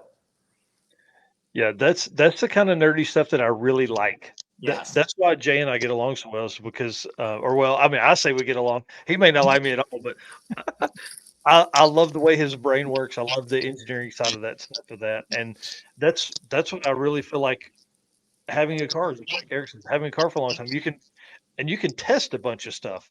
But if you take that car and then you build another one for next year and another one for next year, you're never going to get the full efficiency out of that setup. Yep. And I think that's the other thing too, is like when you start to iron out these small details, like that's like what makes you lethal. Yeah. Like that's what takes a program, and I'm going to sound arrogant, but that's what takes a program that runs 855 to 860, and every once in a while gets down on the 850 number, and it makes a car go 850, 850, 851. I'll like look at Dustin and Steve last year. I mean, they've ran that combo 3 or 4 years. They know the combo. They know the converter. They know how the car reacts to changes. And they're not coming out, as Eric just mentioned, with a different combo. They're not like, I'm going to try a different transmission, or I'm going to change the turbo, or I'm going to do this, or I'm going to do that. Like, they're making subtle, planned, refined enhancements to improve their consistency. Yeah. Yeah. So what are some of the other things you guys have worked on during this off season or time between drag week and sick week? Flux capacitor. Yeah. So for us, going to Florida from Michigan is very nerve wracking because, the car had a new transmission. We had changed some other things, and there's no way to test it up here. So we were a little anxious driving 1,200 miles or whatever it is to make sure everything was good to go. But we typically after a drag and drive, the maintenance I do are fluids, transmission flush. I change the oil, obviously. I like to do a compression test just because I want to make sure the engine's healthy. And to me, that's just cheap insurance. But one thing that we did, I don't want to bash on the radiator company, but I've had 2 radiators in the car, and we've had them both leak. And this one that's in it right now has been epoxy repaired, and it's now leaking. We found it after sick week. It wasn't leaking enough to cause a problem on the drives. I noticed some spraying on the piping. So we're gonna, before the circuit, put probably a different manufacturer's radiator in the car just to try something different there. That's cool. Actively seeking radiator sponsorship. If there's anybody watching that wants to send one to Brian Acton, aka Fast Act Racing. What shocks do you guys use on that car? AFCO. AFCO's now. Oh, AFCO makes radiators. Somebody tag Eric Saffel in this. Oh, Eric Saffel. Yeah, I actually just, when I was searching, I saw that, Mike, that they do make radiators. Yep. Yeah. And we run a dual pass, but it's a Ford Mopar style, so the inlet and outlet are all over on the driver's side, on the same side. So it's a common radiator size. It's not like a custom built deal. Yeah, and I think that's one of the other biggest benefits to having a car long time is you start to find that kind of stuff. Like you have a standard rate, there's a universal radiator that's in there that you could buy at most places, or most radiator speed shops like Summit are going to keep something like that in stock. Yeah. You're not trying to find something weird and goofy. Plus, Chevy Cruze. Do you have the Chevy Cruze shrouding and all that stuff? I'm on the AFCO website already. Do you have the Chevy Cruze shroud and stuff, or have you built a shroud? No, it's all one unit. So the Cruze comes all in its own shroud. The fan, you'd have to really. Oh. So I modified the factory plastic shroud to fit my radiator. That's cool. Yeah. Yeah, and that's been on there since the car debuted as an LS turbo car. The same fan. It's been, and I don't even know, it's a used fan. It wasn't something I even bought new, so it's been pretty reliable. Yeah. I mean, that's it's the biggest thing with OEM stuff, and you could get that. I guarantee you, every O'Reilly's in the country has that fan. Mm-hmm. Yeah. Well, what about trailer updates? That's another thing I know with you guys having the car together, you can do some updates on the trailer, make things easier, and I know you guys have done some of that already. Have you done anything else with that this off season?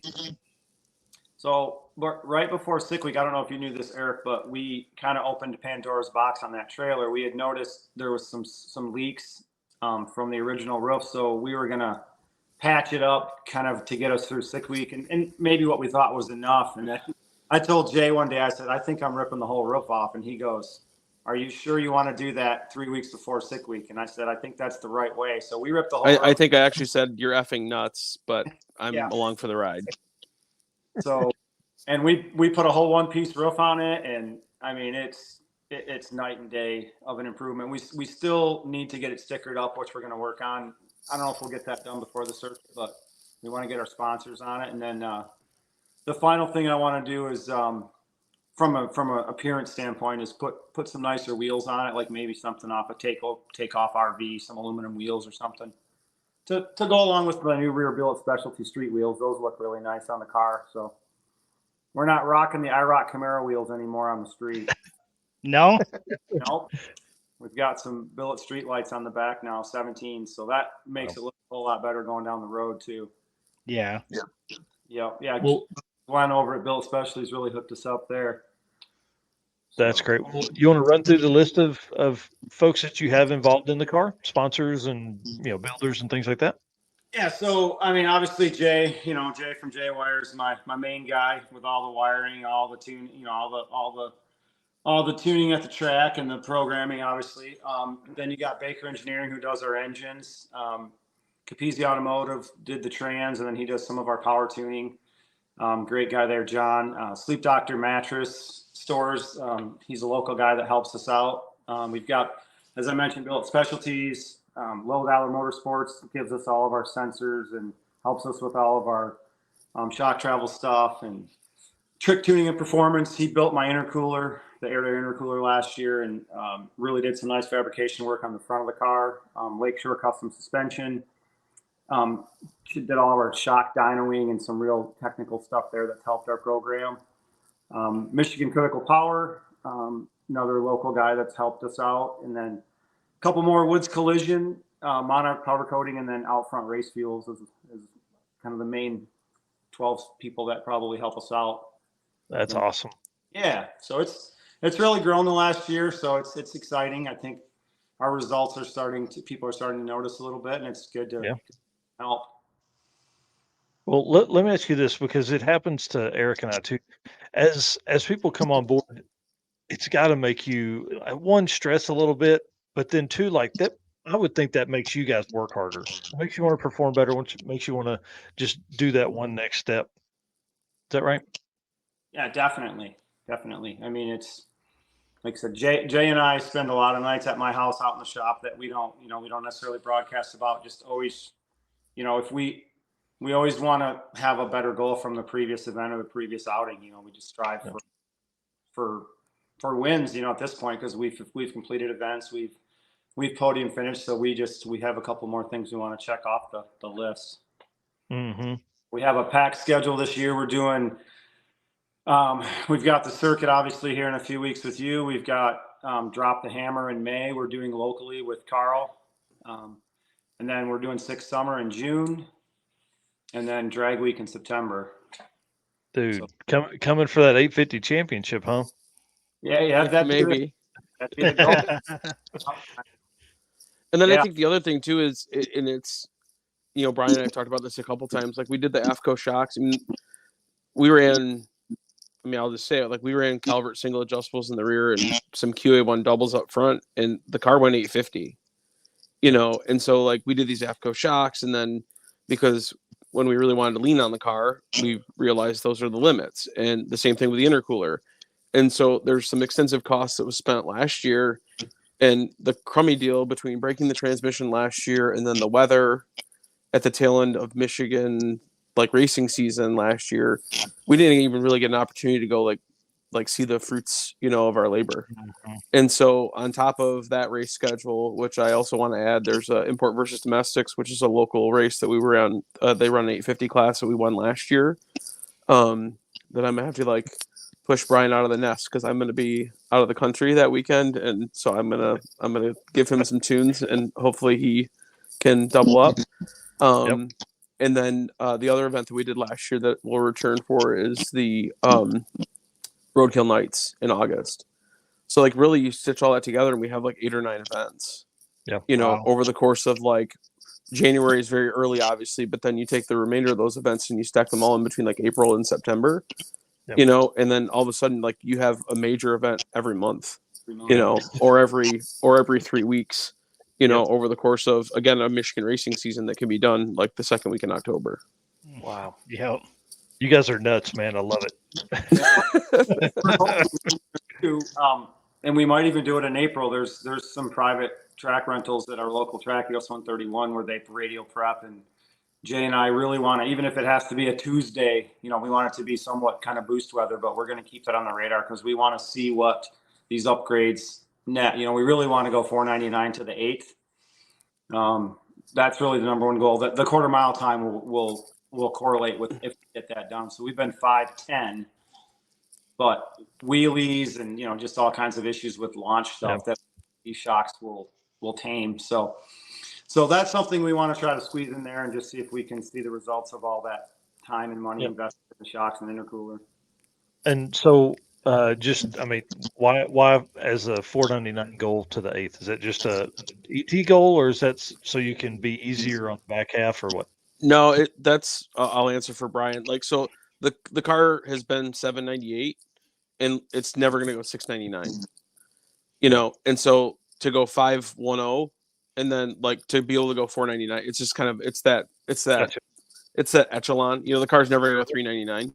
I mean, I say never. I mean, again, actively seeking sponsorships for billet twin turbo LS engines.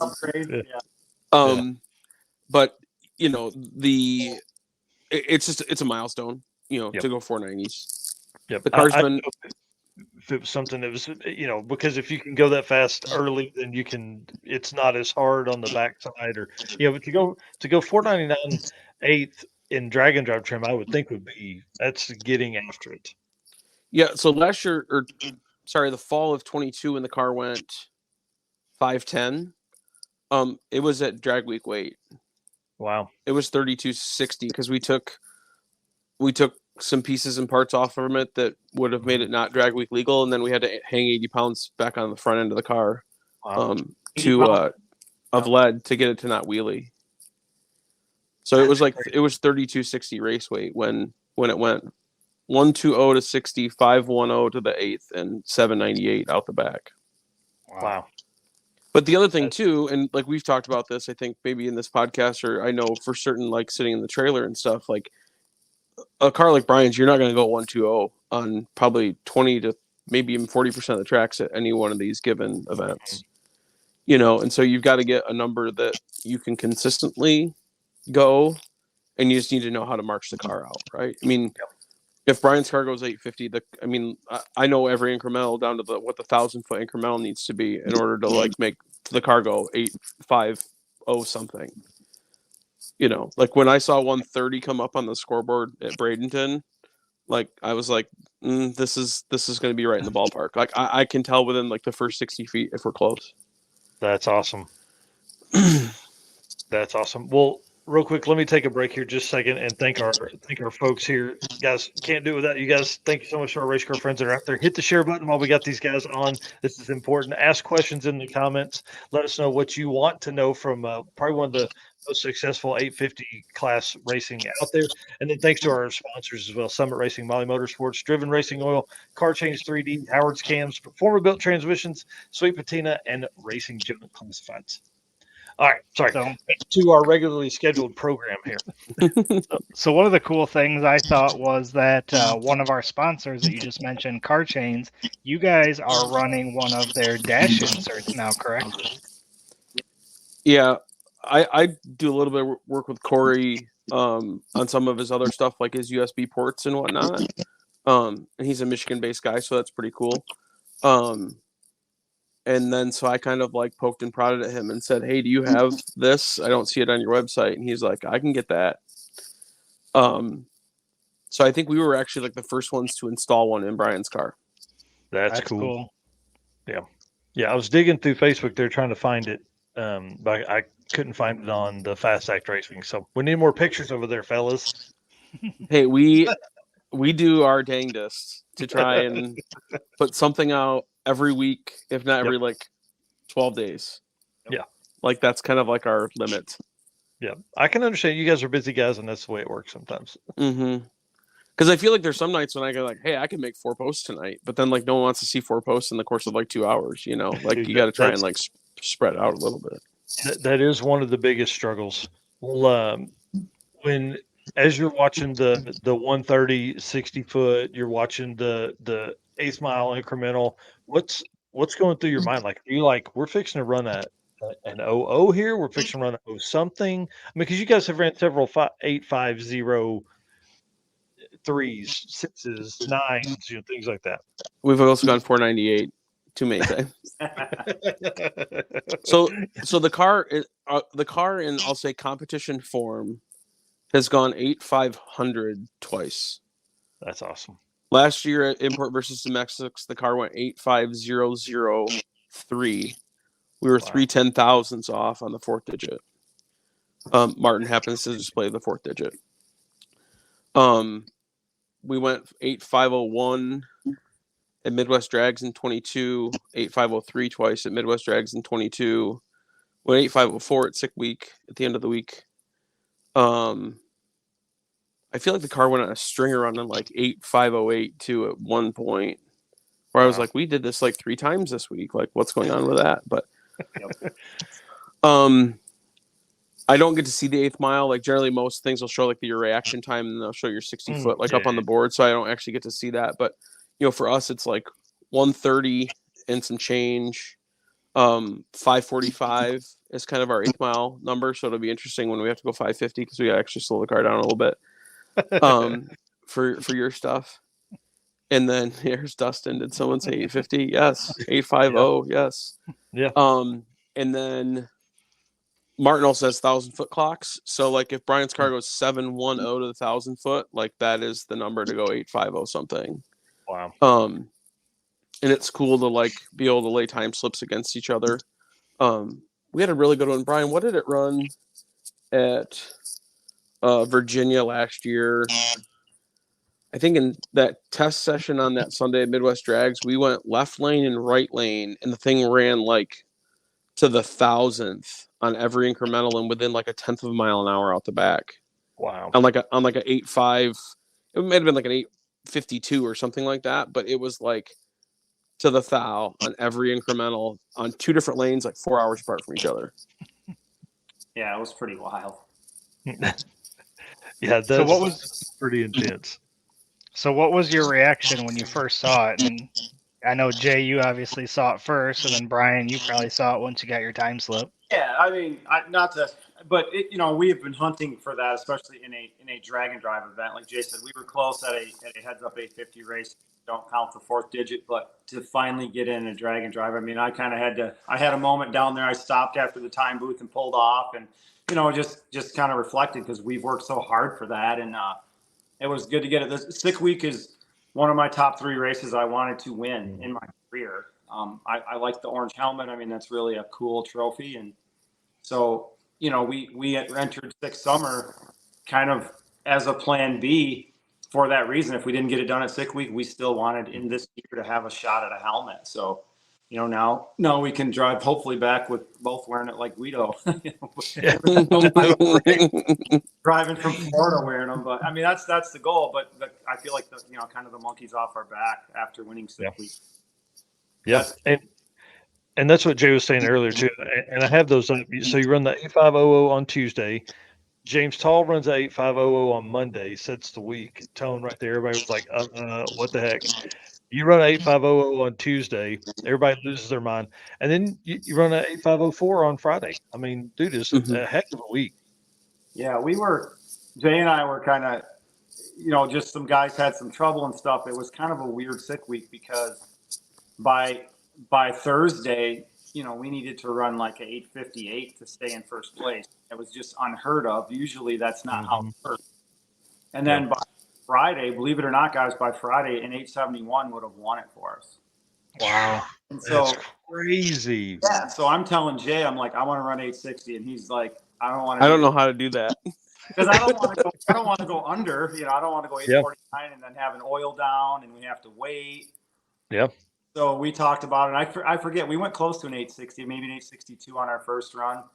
And then I told Jay, I said, let's lock it up and then we can make 3 runs and, let's see what we can do. And he did, we went 855 on the second run, which was, again, really not necessary, but we were just trying to, hone in on what we want to work on for 2024 and made a couple more tweaks and got that 8504. So that was a sweet way to end it for us for sure. Yeah. Well, and again, it just backs up what you've done. You didn't make a lucky pass. It's exactly what we wanted to say. Yeah. We didn't. And we've done this long enough. I think the guys we race against probably know that, And but sometimes you just got to prove it. Yeah.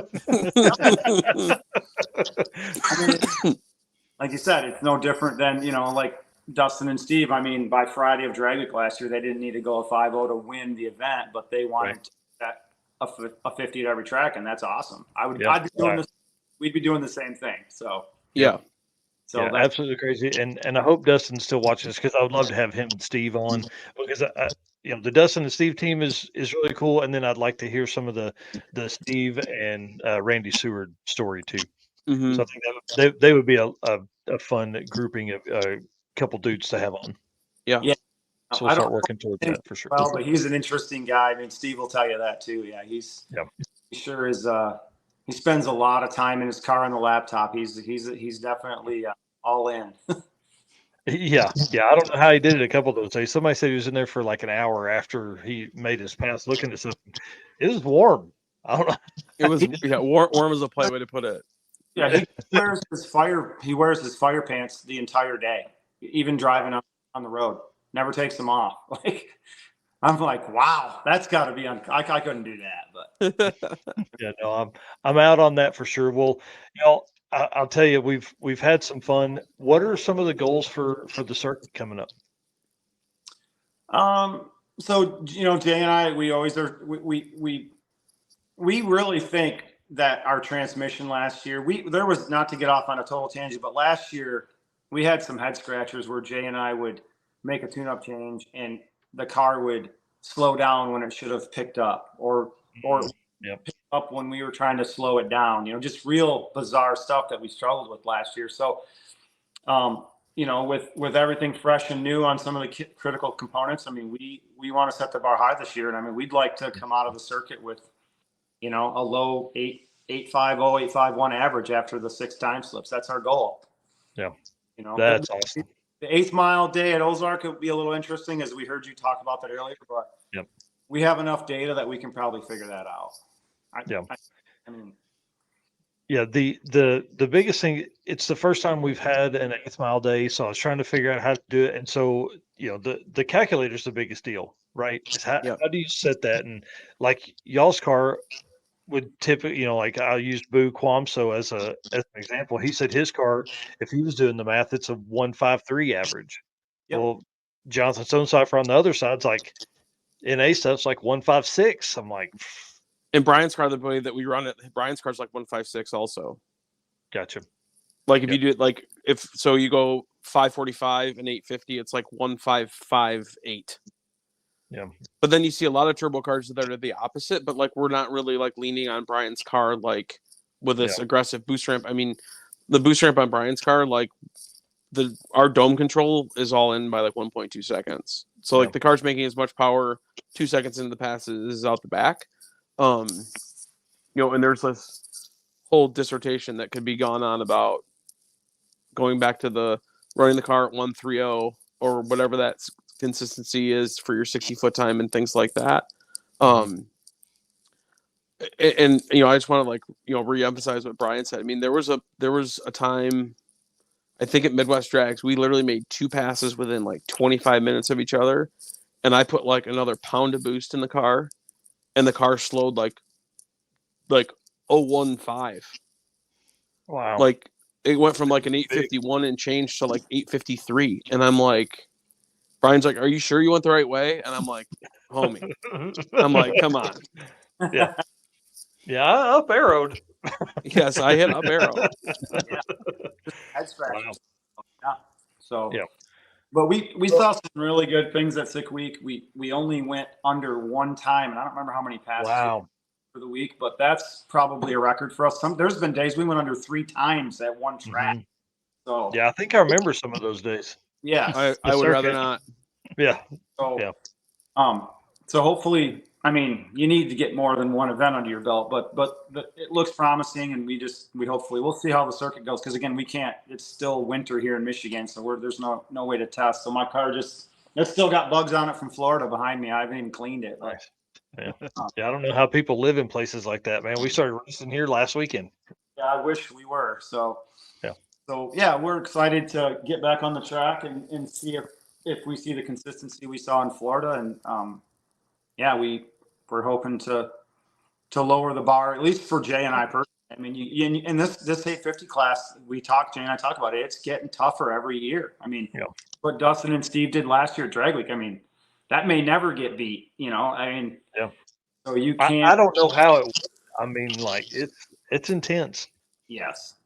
So if you're racing against the Aaron Schaefers and there's 5 or 6 guys, right? There's Rick and there's Alex. I mean, you could name all the top kind of 5 to 8 guys around the country, and you have one bad day, you run an 853 or an 854. I mean, you could be done. As far as for the win. Yeah. The guys just don't make mistakes, so you have to run 50s and 51s to stay in the hunt. I believe. I mean, that's what it's come down to. All right, so this is probably a deep subject, but we'll end on this for y'all's time here. Is the competition level going to make this not fun anymore? Like that high level of racing to be in the 850 class, is it going to make it not as much fun anymore? Jay and I've talked about a similar topic. I mean, Jay and I've had that conversation because there just is nowhere to go. I feel like in some ways we're not able to showcase, all of what we know, because we're not running my car all out. We're kind of handicapped to so many variables that it makes it tough. And when this class was first formed, 20 years ago, we've talked about this, the winning car in street race wasn't anywhere near cage certification. They were It was running like 10 years ago, or in 13, I think the guy that won it went 869. Second place was like 890, and third place was like 920. Yeah. So, those guys were winning and based on their overall, they were running their cars all out, and the fastest guy was getting the win. And then just technology kind of went past the rule package really to make it an index. And that's fine. I mean, it is what it is. I mean, and it's been that way for 6 or 8 years probably, where guys are running right down on the number. I mean, I remember watching Drag Week as a spectator in 2016. I was at Cordoba, I think, and they used to do this crazy eights thing on the final day. I don't know if you guys ever knew that, but they would let these 850 streetcar guys run their cars all out on the final day. And the guys were running sevens like Dotson, and there's a couple of guys from Texas that had 7-second capable cars in 2016 that were turning them back to run 850. Wow.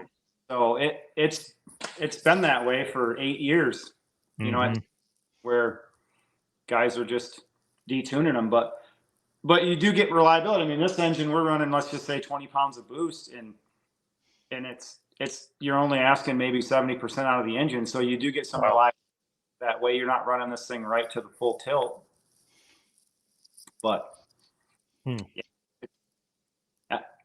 I think that it's. I mean, the chances are kind of on their own league, but if you look at Sick Week guys, there's been a different winner every year, and it's good guys. Corella won it the first year. Obviously, Schaefer won it last year, and we won it this year. I mean, so it's basically if you can't make a mistake. That's what it's come down to. If you have an off day, then you got to. And Jay and I've been in that spot, So I think the other thing too is like when there's the gamesmanship side of it too, and we keep talking about Dustin and Steve. I mean, they've won it. They've won Drag Week, the grandfather of them all, 3 times in a row. Yeah. And they've won 850 something. And I'm not taking away from that at all, but there really wasn't anybody that was challenging them after like the third day.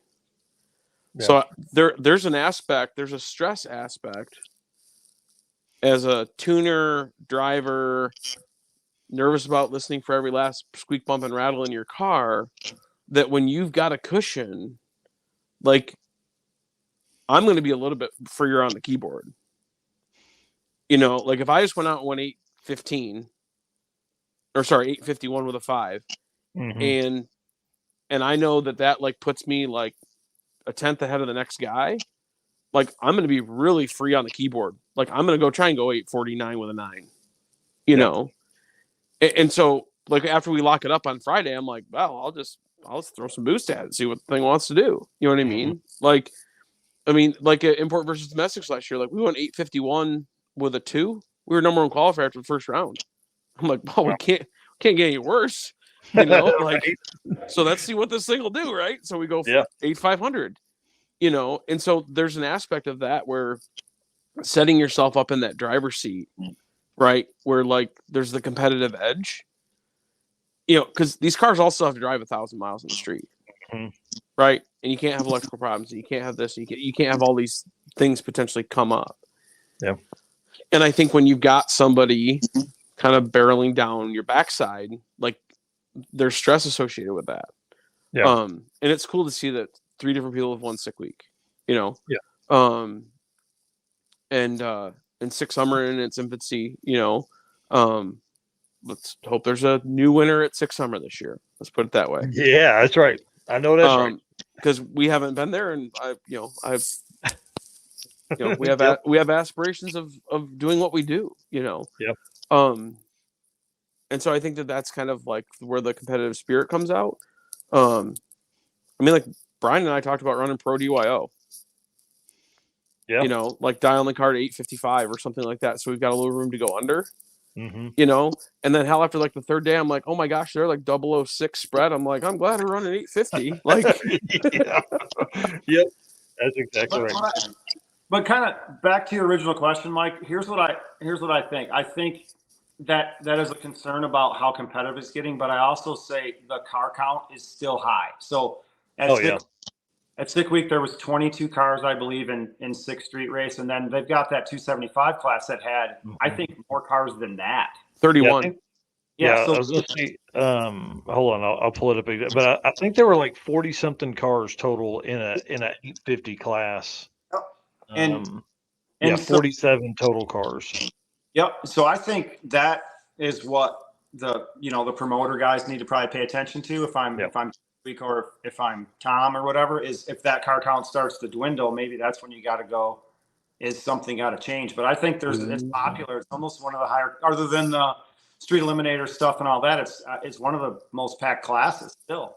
Yeah, I love it. And it would have been really fun to see everybody duking it out with one class, like 47 cars in the 6 race class would have been really, really cool.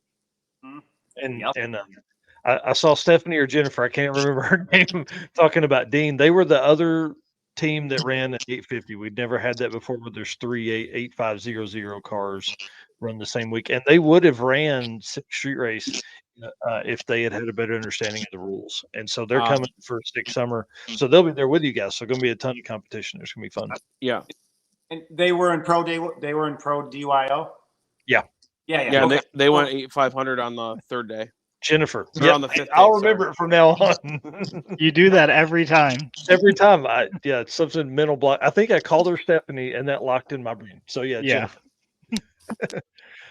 Yep. So yeah, pretty fun. Well, guys, I want to say thank you so much for spending almost an hour with us here and hanging out. I can't wait to see you guys. I'm trying to figure out how I'm going to make the Sixth Summer deal work. I will be there for at least a couple days, either to start it or end it. But Eric is going to try and be there possibly the whole week. That's kind of his anniversary as well. So anniversary night or her birthday? Anniversary. Yep. Dude, her birthday is the circuit. Our anniversary is Sixth Summer. So I'm 0 for 2 right now. 0 for 2. Yeah, that's the way it works. Well, I'll definitely see you then, and then we're going to see you here in a couple of weeks for the circuit. Yeah, definitely.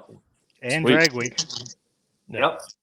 So hey, Mike, are you doing the bunch Midwest Drag Series, Pro Mod Series at Martin?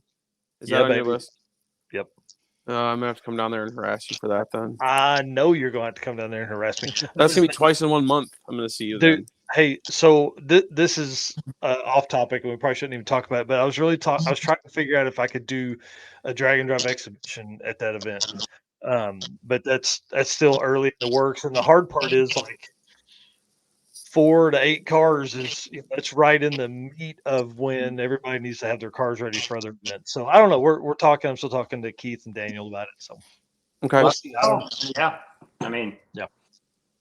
We'll, there's a contingent of people we could get to put that together. Well, the reason that track worked was, 100% because you guys are close. That was my whole thought process behind that. Is could I at least you guys know a lot of folks in that area. Obviously, to be a drag and drive type stuff, but I think we could make it work pretty easy. I just need to get some sponsorship and get some money for folks to win. So I don't know. We'll see. Yeah, okay. There's us and the Deal Brothers, and there's a contingent of guys from the north up in Grand Rapids. They're going to be doing Carl's event. That would be some good additional exposure for them. And Tim Flanders won Sixth Summer last year. He's local. Yep, Tim's local to there too. Yep. There's a ton of us. Yeah. Okay, quit talking to me about it. Let's do it. Come on. Damn it! I know. I need to. All right, guys. Thank you so much. I love you. We'll see you soon. See you soon. See you guys. Thanks, guys. Good. Bye. Dude, what a great show tonight. Yeah, that was really good. I'm telling you, I love Brian and Jay. I say it all the time. Those dudes are my homies, and Jay's nerdiness and his brain power is really, anytime I have a technical question, he's the guy I go to. And you guys can follow them at Fast Act Racing on Facebook. They really do post quite a bit. I was just razzing them a little bit there about that stuff, and I can't wait to see them out again this year. Again, they won the first event of the season, Sick Week. They won the Sixth Street Race, which is an 850 limited class, and they're coming hard for a repeat at the circuit. Be one of the first times we've had a repeat champion in the class. Yeah, I know they are going to have a little more competition this year, and of course, we're going to a new track this year. So we're not only racing at Moken like we were last year. We're adding in Ozark Raceway Park there in Springfield. So 3 days of racing, 300 miles. Dude, we're going to have some fun on Route 66. Guys, Yeah. thank you so much. I was just going to say real quick, those were the first guys I saw when I came down to the circuit. So That's awesome. almost 9 hour drive all the way down there. I pull in the parking lot and they're already hanging out in the parking lot and walked Yep. up, and I've talked to them every time I've seen them since. So they Yep. are Yep. truly a great couple of dudes. Yep. Yeah. A lot of fun there. Well, guys, thank you so much for hanging out tonight. Again, we can't do this without you guys. We can't. Our race car friends, I have some stuff planned that should hopefully announce next week or the week after for Yep. our race car friends. That is going to be a lot of fun. Again, thank you to our sponsors, Summit Racing, Molly Motorsports, Driven Racing Oil, who I hope is going to be on next week. I'm hoping Driven's going to be on. Car Change 3D, Howard's Cams, Performa Built Transmissions, Sweet Patina, and Racing Junk Classifieds. Can't do it without them. And dude, we got to have Molly on. We got to have Yep. Eric and George on to talk about some of the stuff they got going on. All right, guys. See you soon. Thanks a bunch. Bye. Yep. We'll see you Saturday morning. Yep. Sweet. All right.